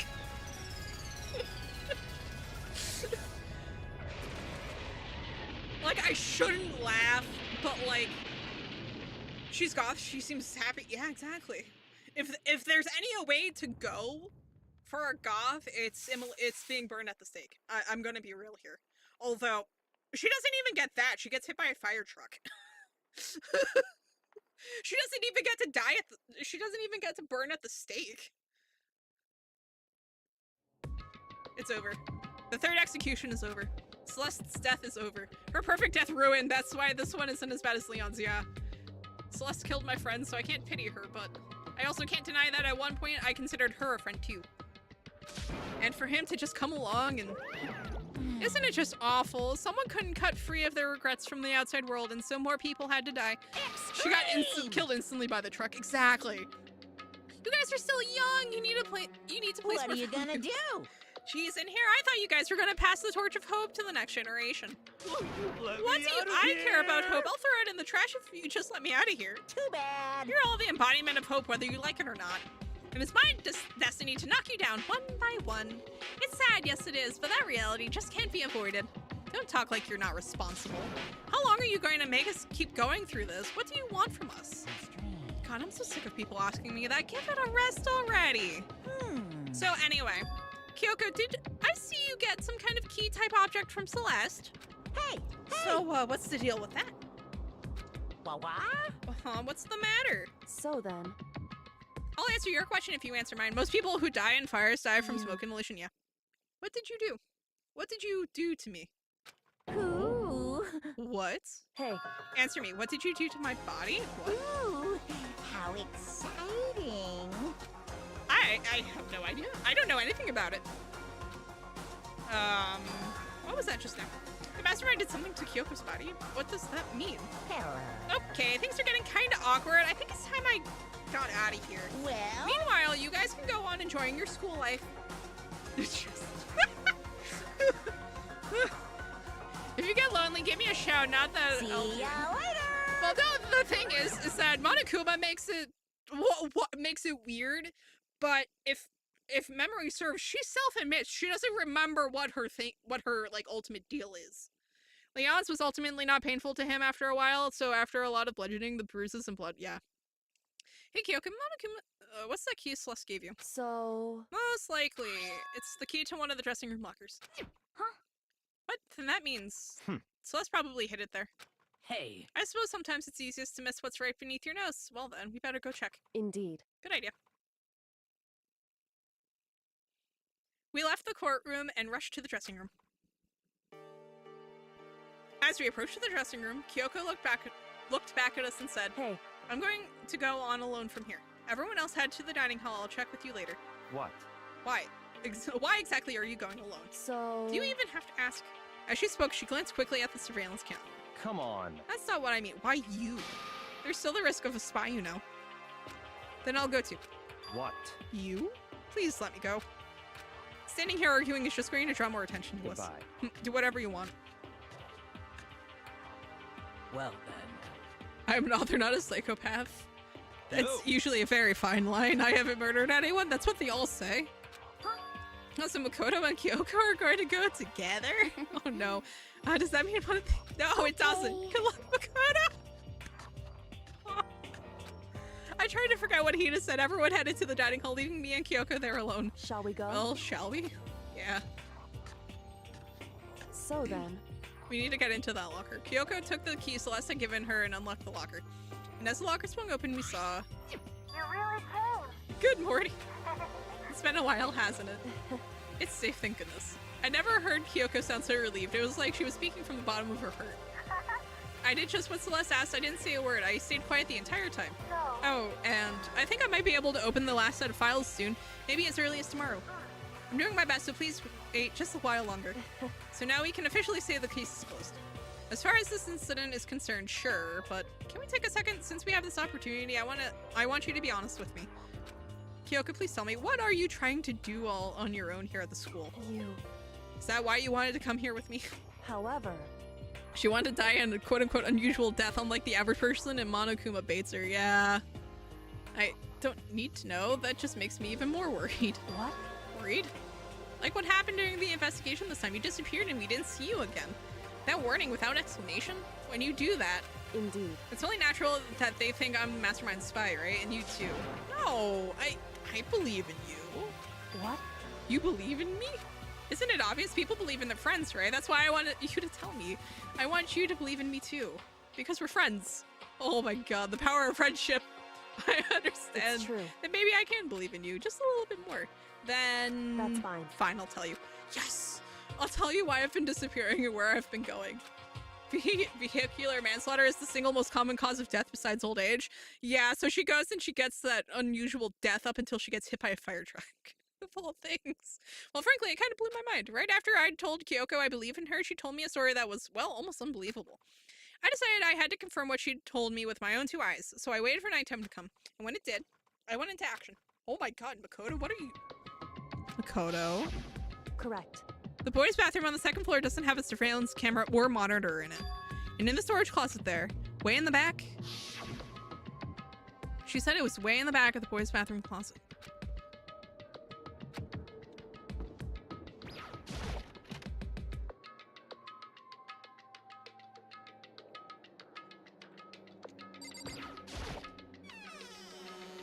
It's just a normal storage closet as far as I can tell. The secret Kyoko told me about, could it really be hidden in here?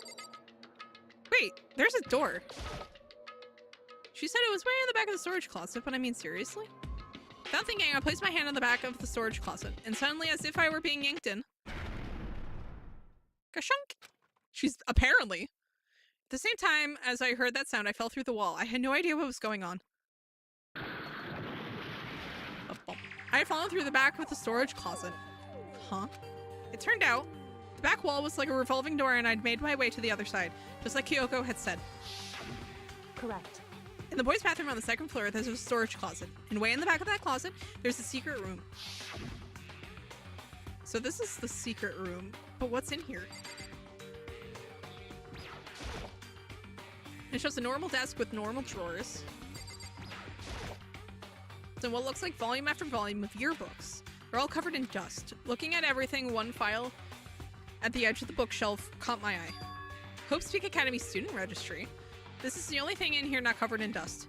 Has someone been looking at it recently? I slipped the file into my hand. Before I had a chance to look at it, a slip of paper fell out of the file and I turned my attention to it.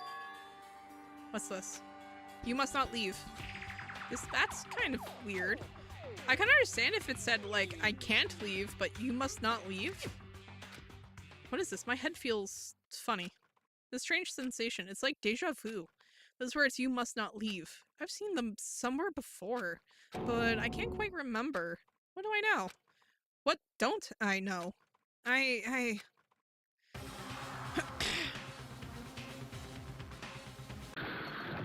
And of course we were followed. A strange sound rang out through my head. It felt like it was shaking my brain back and forth. And then, darkness. I don't understand what's happening. I don't know what started it. It's all over. And with that, I opened my eyes. I didn't know how long it had been. Ugh, ow. Apparently something hit me and I lost consciousness. That's all I understood. The dull throbbing pain in my head proved that much, at least. And of course, we weren't very careful, so... An empty bookshelf. Huh? Empty. Gone. It's all gone. The yearbooks, student registry, and even the note that had fallen on the floor. It's all gone? What does this mean? But my brain refused to do any more work. The insistent pain in my head began to spread across the rest of my body. For now, I should go back to my room, get some rest. I don't think memory wiping is real, but this is a fantasy setting, so anything is possible. Well, I mean, it's called amnesia. And any number of things can give it to you. My body was heavy with pain. Oh no. Somehow I made it back to the first floor of the school. Ugh. The further I walked, the more I felt things are getting blurry. I can't see in front of me. I couldn't stop myself from collapsing right there. And after that, as if from a vast distance, I heard a sound. It was faint but undeniable. That sound, it's coming from the gym? As I desperately hauled my shaky frame toward the gym, the sound got stronger and stronger. What's going on? It can't be nothing. Here in the gym? Time unknown. Oh no. I didn't make a sound as I opened the door to the gym. The sounds coming from inside meanwhile only intensified that much more.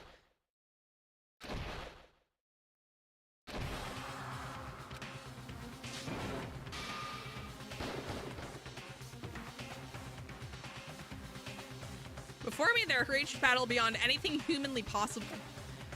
No, one side not human, that's for sure, but regardless, I couldn't stop staring. I forgot to move or even breathe. Why, you? What do you think you're doing? I asked you a question. What's the meaning of this? How dare you defy me? This wasn't part of the deal! Sakura, no! The deal? I've made a decision. I will no longer retreat. No longer compromise. No longer regret. I've made my decision. I'm going to resist you. Okay, but you do realize what will happen if you go through with this, right? You haven't forgotten, have you? What I'm holding hostage? What am I looking at? What am I hearing? A hostage? Then could it be? The mastermind spy is... What deal? What does Sakura have to possibly gain? Dun dun dun! And then there was 7. To be continued. Oh my god. Super Robo Justice present. Her eye is glowing. Cool. Clearly normal high schooler things. Clearly. Ron killed Sayaka. Monokuma killed Junko. Then Leon got executed.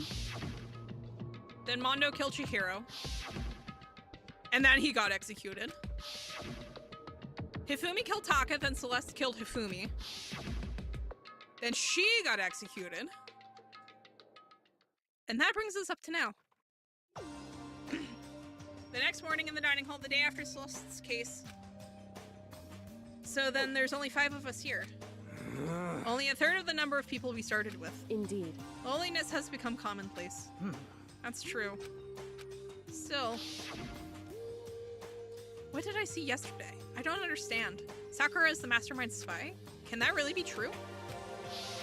Makoto, are you okay? No, I know what Junko had to gain, and I know why she was working with the mastermind, I think. But that's a spoiler, I won't say, yeah, no, that's very much a spoiler. Do not say it. I can't bring it up in front of the others. If I did that, it would just confuse everyone that much more. Okay. Okay, in that case, let's all eat till we pass out. Huh? What do you mean in that case? Well, because look how scary everyone looks. It's gotta be because you're all fighting on empty stomachs, right? But Sakura, I don't think it was ever revealed what she possibly had to gain. Well, if memory serves, her deal is, like, someone is being held hostage that she cares about. So that is part of it. Okay. Let's fry up some fish and donuts and eat till we can't stand up. That's like a deep impact style meteor impact extinction level event combination of foods. But those are both breakfast time top sellers. Still, the till we can't stand up part is the problem. After we're done, we need to go explore. I see. That's right, since the class trial is over, new areas should have opened up. It's true. Plus, we still have Alter Ego, we don't have to give in to despair just yet.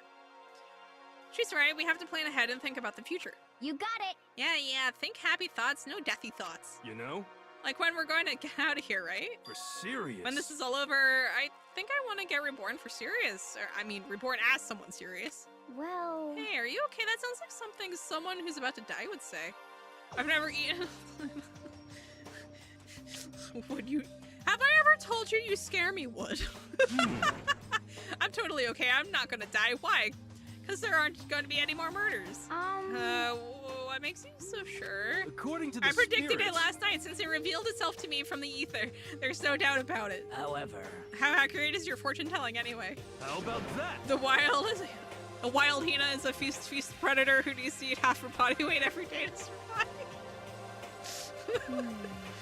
That seems really low. It's not like well, yeah, it's not like it's ESP or whatever. Of course, I'm only gonna get it right sometimes. The occult is I told you my bullcrap. fortune telling isn't like some occult thing. So, Fortune telling isn't a cult. You got it all Of course not. wrong. Clairvoyance is clairvoyance. Don't put it in the same category as cattle mute. What? Cattle? What? So... He's referring to the urban legend where aliens abduct cows and dissect them as part of their research. Actually, No, you're calling it an urban legend? As a matter of fact, it's true. As a matter of fact, it's happened to me. He's 100% correct 20% of the time, yes. A lot is relative. Would elaborate? I don't think I want to know. I'm afraid. It was a place I've never been before. They've claimed their patties were 100% all beef, so I got a burger to go and headed home. but And before long, end is the sky was nigh. filled with mysterious blinding lights. some crazy beam came out of nowhere and locked onto my hamburger. I'm sorry, that's And amazing. as soon as the beam touched it, the burger started floating in midair. And then, Ooh. still floating there, the entire burger started coming apart. One part of it just vanished, while the rest fell back into my hand. Do you realize what that means? It means the burger wasn't 100% beef. It must have had some pork or something mixed in. It was a seagull. It was a seagull hero. I'm sorry. 50 nuggies. Sir, what? Something like 70% Sir, what? pork and 30% beef would be my guess. How? Something like 70% pork and 30% beef would be my guess. Sir, what? How? You can't trick me. Why? Sir, I'm so confused. It wasn't 100% beef. They totally mixed in ground pork with it. How about that? Now, do you see that is cattle mutilation? I kind of got lost halfway, though. I can't tell if you're for the occult or against it. You stink of stupidity. Don't be I mean. stink of how dare you? Well, you do stink. I was hungry. You know what? Fair. Can't fault that logic, but you do scare me. A man was paralyzed after eating 412 chicken nuggies. Oh no. That's fine. Anyway, I hope your prediction turns out to be true. Well, at the very least, I won't murder anyone. Yeah. Me either. I mean, I would never. Of course. Me either. Indeed. Nor I. That goes for me too, of course. I could never kill any of my friends. I felt like those words of encouragement were helping us come together as one. After so much sacrifice and hardship, we finally become united. But Well, to be honest, I wish Byakuya and Toko were here for this too. But they're so hard to deal with. They only think about themselves. Yeah, we're better off without him, I say. That was enough to prove. We were united for the time being, but within that bond hid weakness and fragility. If you eat 40,000 bananas in 10 minutes, the radiation will kill you. Oh, yeah. Who? Chihiro and Hina? Yeah. Or the time I ate 2 pounds... 2 pounds of ham? That is 2 pounds? That's 2 pounds of ham too many. I was hungry, so I consumed the Earth's mantle. Oh no. We began our search as soon as we had finished our breakfast in the dining hall. We had to find out what had opened up, what was waiting for us.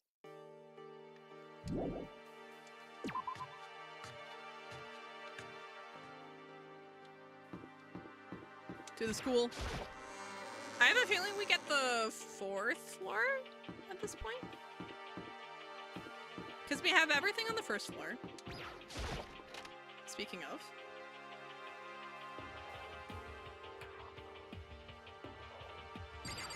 Something else will kill you if you eat 40,000 bananas in 10 minutes. Oh no. So... yeah, no, this is... the more coins you spend, the more likely you are to get a present you've never gotten before. Yeah. Sometimes Lady Luck will yeah. Yeah, no, if you hit escape, it just gives you the,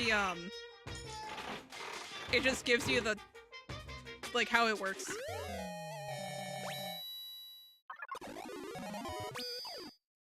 Might as well do this for a bit. While we're here.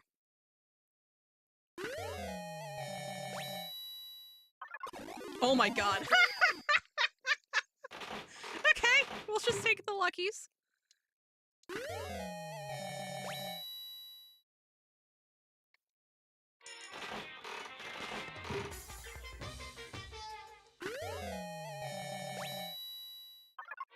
I was gonna say, the odds of us actually getting something new at this point are so or I say as I get something new.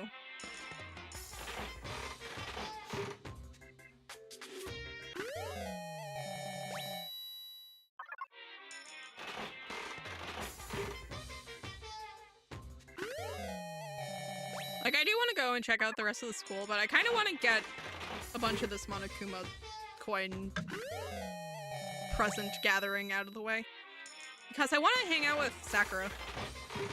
And I don't know. Maybe Kyoko? So I want to make sure I actually have presents for them.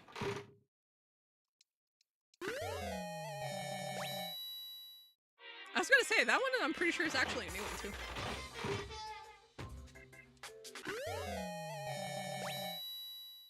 Oh, that was a cute hair clip.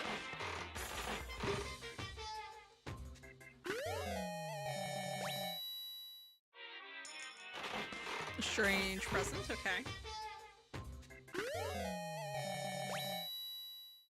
Yeah, I was gonna say, I'm pretty sure that's actually new. Pretty sure that's also new. No? Oh, we found that before. Okay. That one's new.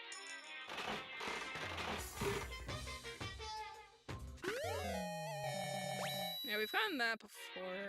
Not very often, but we've found that before. Donut floaties for Hina.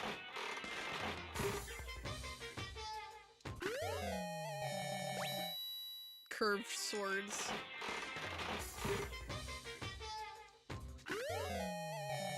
This thing again.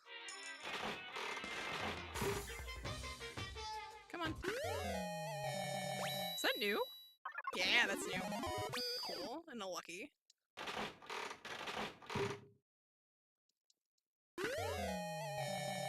That's a repeat.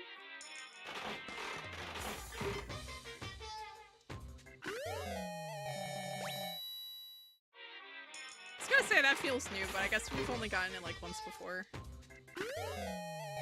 Yeah, that's a repeat. Love that for us.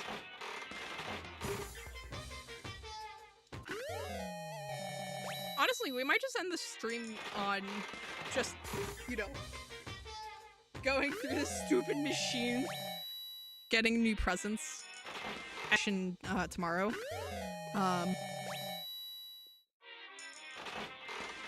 Because there's so many of these.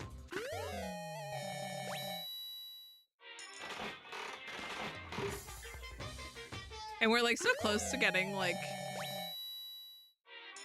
all of the presents.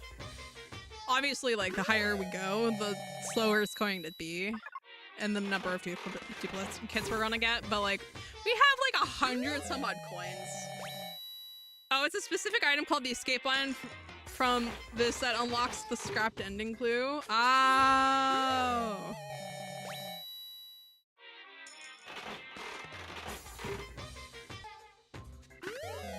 Yeah, because I was going to say, is it actually still in the machine though? Because if they scrapped the ending it goes with, see why they would keep the item itself.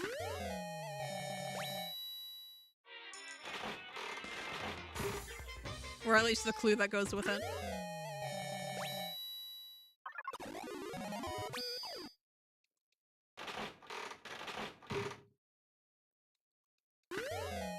Oh my god, I have so many of this shirt.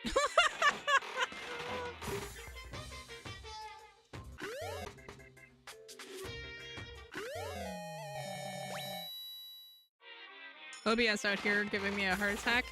According to the wiki, only attainable, not the full ending. Ah, interesting.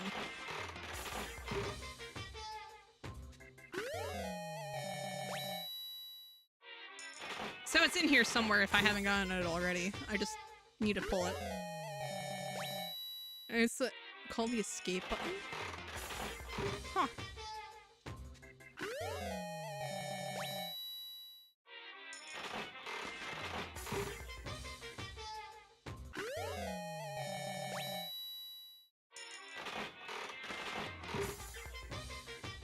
OBS doesn't like gacha, clearly.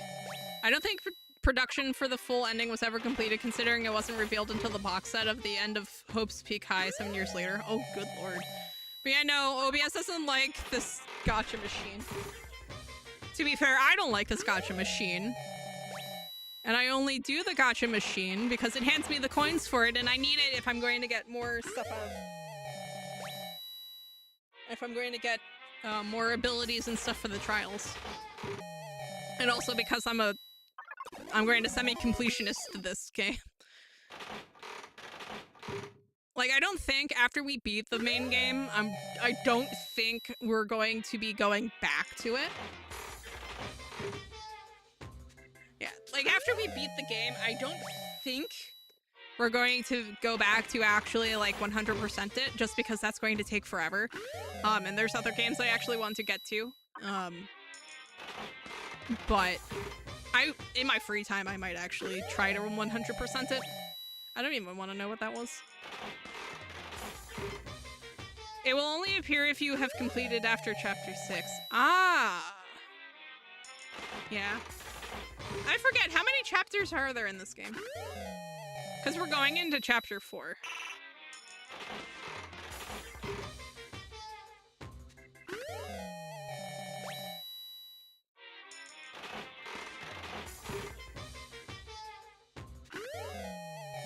Actually, you know what? Did the achievements tell me how many chapters there are?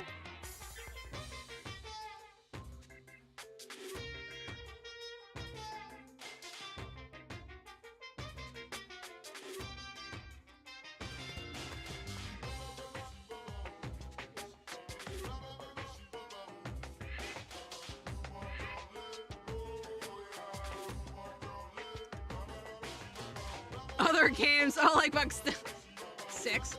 So basically you have to complete the game before you get it. Okay.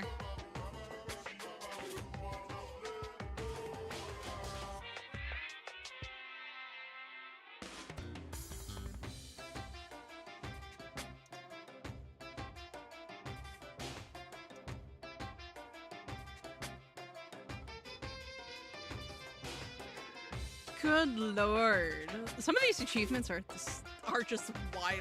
Good lord.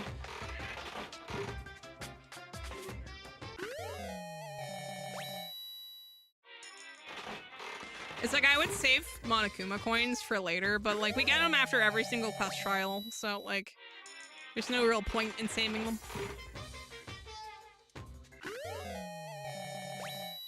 Although honestly, I think at this point we're just getting repeats. So we'll go do something else for the next 15 minutes because I don't have the attention span for that. Yeah, so up to the second floor. That's cool. Third floor. I don't think anything was blocked off here, right? Yeah, no, because this is the library there. Yeah, nothing was blocked off here. So, if memory serves, we should have a whole new floor. Like, there shouldn't be anything that was, like, blocked off on the other floors. So, we should. Third. It's down here. Fourth is the other way. Yeah, fourth is around here somewhere. Where is it? Where is it? Where is it? I forget. I think I ran past it. Nope, nope, here it is. Yeah, this takes us up to the fourth floor. This is our new... So we now have access to the fourth floor of Hope's Peak. Maybe this time we can find some kind of clue. No, this time I have to find it. Alright, so there's nothing here at the end of the hall. Bathrooms. Oh, what's this? Data lab. Classrooms? And the... kind of the meeting point of all the floors. The office. What's this? What's this? Music. Okay. Office. Headmaster's office. Okay. Classrooms. Chem lab. Fifth floor. Oh, okay, I don't like any of this, but first things first, let's check out the data lab. No good, the door's locked. Guess I won't be getting in here. According to the nameplate, this is called the data center, but what's behind the door is a total mystery. Don't like that.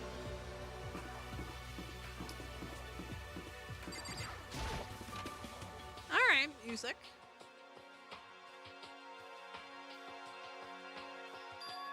This is the music room. It's hardly even a classroom, it's more like an actual concert hall. Hey. You know, you haven't told me what you think yet. What I think? So... About the secret room in the boys' bathroom? Ah, well, I did find the secret room, but as soon as I started looking around, I was attacked. What? Attacked by who? Henry Stickmin was one of the most influential Flash game series ever made. I think Breaking the Bank was released in 2009. Oh, damn. Well, they came from behind and I didn't have any time to react, so I didn't see who it was. And when I came to, the mountains of files and documents were all gone.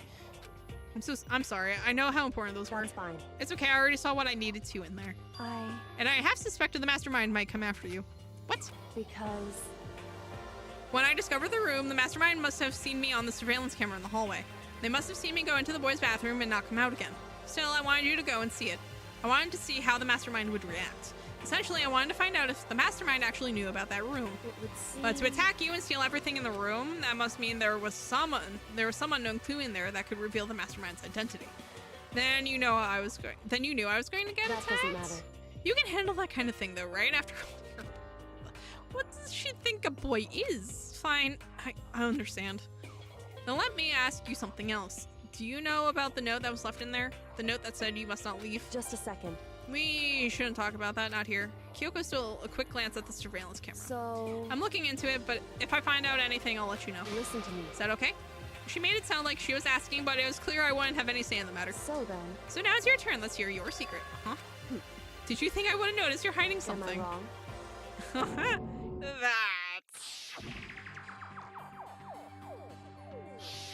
What? What's the matter? If you're worried about the camera, why not just write it down? Well... Hey. We're friends, so you should be able to trust me. Isn't that what you said before? You're right that there shouldn't be any secrets between friends, but there's nothing worse than expressing doubt about your friend when you don't have evidence for it. I haven't found conclusive evidence yet. If I talk about it now, it could just make things that much worse. Friends shouldn't keep secrets, but there's nothing worse than expressing doubt about... Oh, come on! Why give me a choice if I'm not allowed to tell her? I can't tell you not yet. Correct. So that's your answer. However, but you do think that's fair. You were happy to hear what I had to say, but now you're unwilling to share. I'm sorry, I really am. That's fine. It's fine. I wanted to tell her! Just let me tell her! Monokuma mentioned the tragedy. The enrollment list said you must not leave. Makoto saw a picture of Mondo and Leon happy, and the building has years of dust. Yeah. I wonder if Kyoko already knows what's really going on here, probably, or has some idea. I think I made her mad. No, really? I wanted you to tell her, and you refused. Is this a grand piano? It seems really old. I bet it's worth a lot of money. Of course, without someone around who can play it, it's totally useless. I mean, you could probably learn, to be fair.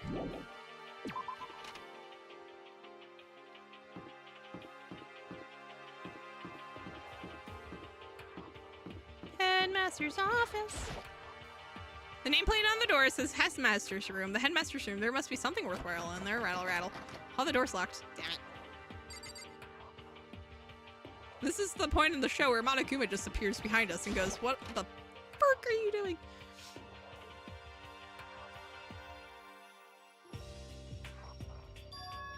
This is the office, but of course there's no hint of any teachers that we'd normally be able to rely on. Excuse me? Huh? There's a picture on the floor. This picture. It's Sayaka, Celeste, and Hifumi. What? Celeste, Hifumi, and Sayaka? The smiling faces of 3 people who are dead now. A classroom without metal plates over the windows? It's exactly the same. It's just like that picture I saw before. There's no way this isn't important somehow. They're smiling the way you'd expect any normal teenager to smile. Just a normal group of high schoolers living a normal school life. I can't possibly believe they were able to smile like that in a world of despair like this. Yeah, why would Monokuma let you into his office? He has things to hide from Byakuya and Kyoko. So does this mean this picture was taken before they ever came to Hope's Peak? Which would mean everyone in the picture knew each other before they got here? Including Sayaka? No, there's no way Monokuma did it. It must be fake. You're fake. Monokuma popped up out of nowhere and snatched the picture from my hand. More evidence that things are not what they seem. Yeah. A forgery plot? What are you, a middle schooler? You think the moon landing was fake too? Come on. Then you're saying this picture is real? Hey, If there were such a thing as the Nobel Truth Prize, I'd take first, second, and fourth place. too bad. Actually, that's probably not true. I asked you a question. Is this picture real or is it a fake? Oh, Makoto, you're so eager to split things in half, aren't you? Hey, But it's no use. It's just no use. If you try to split something that can't be split, you'll end up feeling like you're the one being split. it's true. The picture is real. No more, no less. Without another word, Monokuma disappeared. So the picture is real? It's really real? If that's true, if that's the case...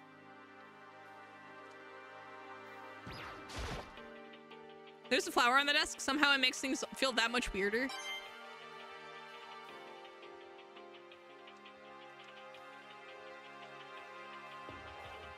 Just random boxes, too.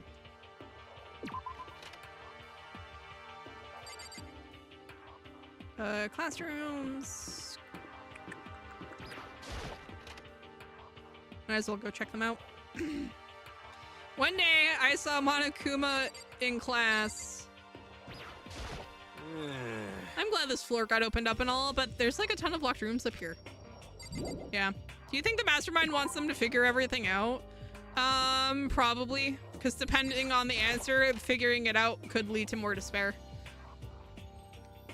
I'm Monokuma from the school store. I'm very kind. Gather up your coins and come play with me.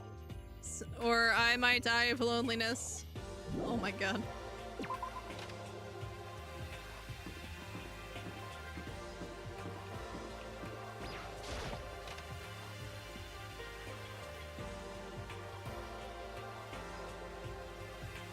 Inside the room, the smell of medicine was oppressive. So this is the chem lab. I hope inhaling all this stuff doesn't do permanent damage. It's a remarkably big shelf and is stocked with all kinds of medicine. That's right. Ah! Listen, Makoto, listen. Just take a deep breath and calm down and listen to me. Okay, Hina, just chill out. There's all kinds of stuff we didn't have before. Vitamins, minerals, amino acids, creatine. Okay. And what? They even have protein Zymex. What's that? Hey. A high-quality protein drink. It's nothing like that cheap swill in the warehouse. It's connoisseur level. Oh, yeah? This is amazing. It's a gold mine. Oh, my prayers have finally been answered. Time to load up some more prayers then. A gold mine, huh? I've already taken a good look at things around here. There's a lot to think about, but for now I should head back to the dining hall and talk to the others.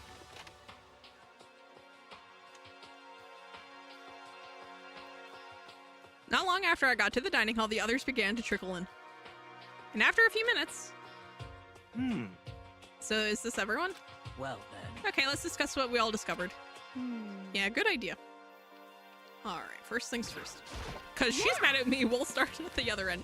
There was a big shelf at the chem lab on the 4th floor, and it had all kinds of chemicals and stuff. Okay. And there was an all-star cast of nutrient additives and supplements. You should at least go take a peek. I highly recommend it.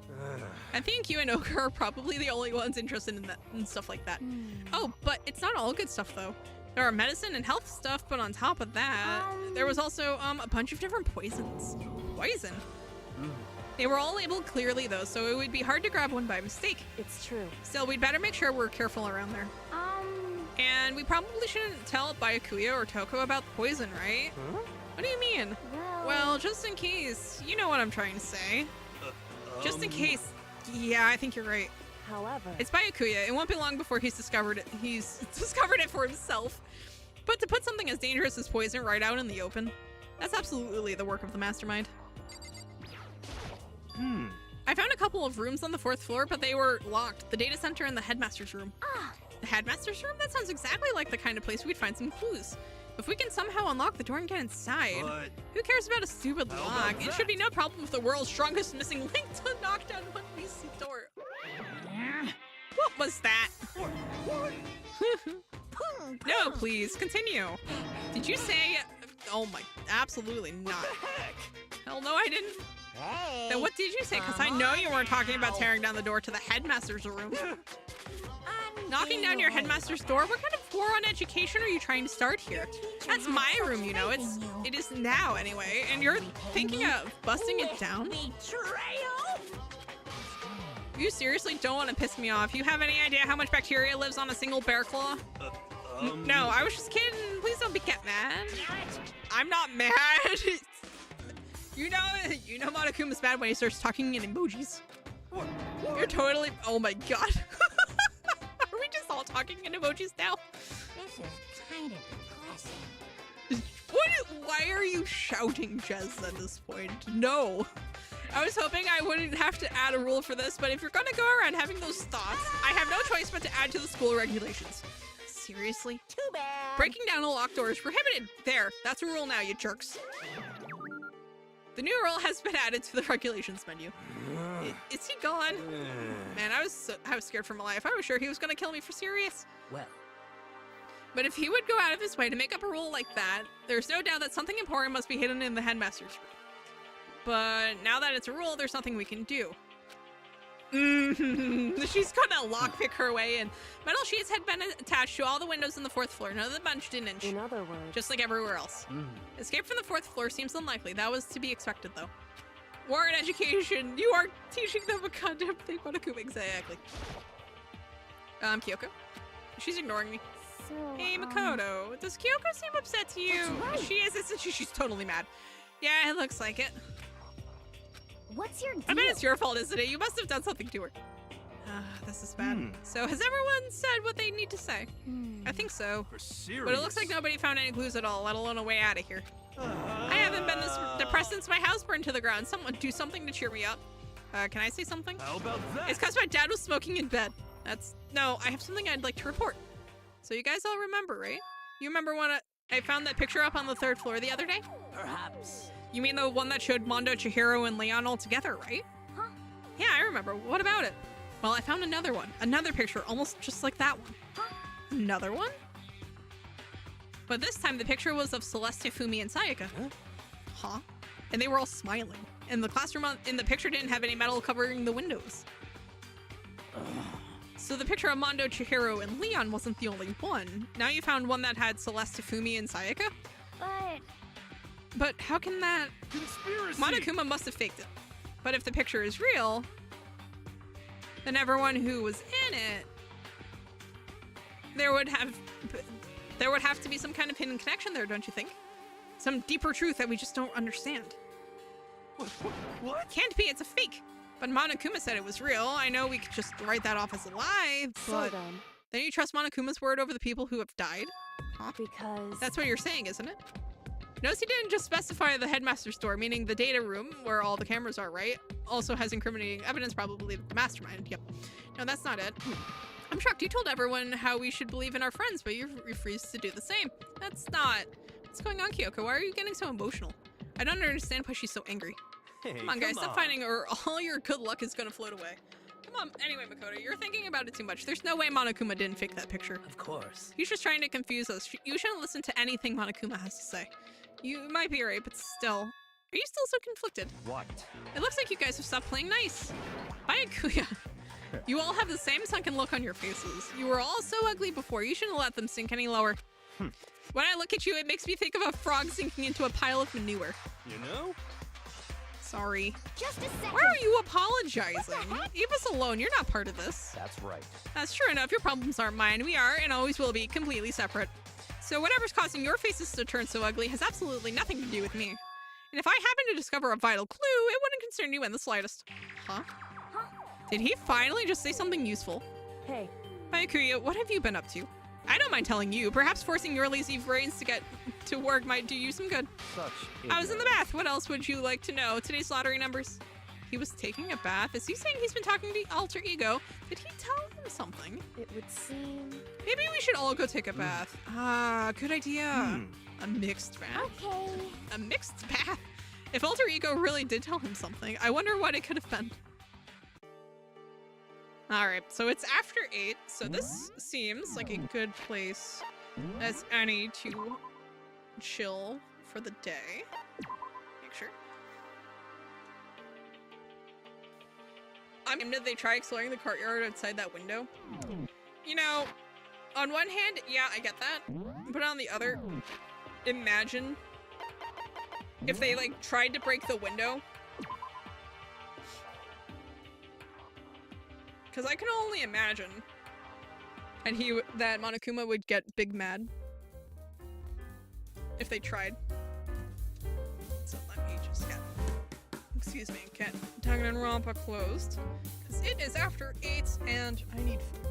So, I hope y'all had as good of a time as I did. There could be a remote to the door locks out there, they don't know. Yeah, I mean, to be fair, I don't blame them for not trying. Because, like, it's risky to not try it. So to not try it could be smart, I guess. But yeah, so I hope y'all had as good of a time as I did. Sorry about the stuttering. It seems that all the things were mostly cooperative. OBS just did not want to play nice. But yeah, so tomorrow I am planning on doing a makeup stream for not being able to stream Monday. And then we are going to be doing another Friday stream next week. Because I am going to be unavailable Monday and away just in general. So we will be doing a makeup stream next Friday as well. There's a door though, it is the only window there. So yeah. Yes, the door is probably locked, but it's there. True. And yes, those are the only windows, but like odds are, like if you try to break them, you'd probably get shot. But yeah, so I hope y'all had tomorrow for the new chapter of Danganronpa. But yeah, so take care everyone. Hope you have a good rest of your week. Laters. Bye.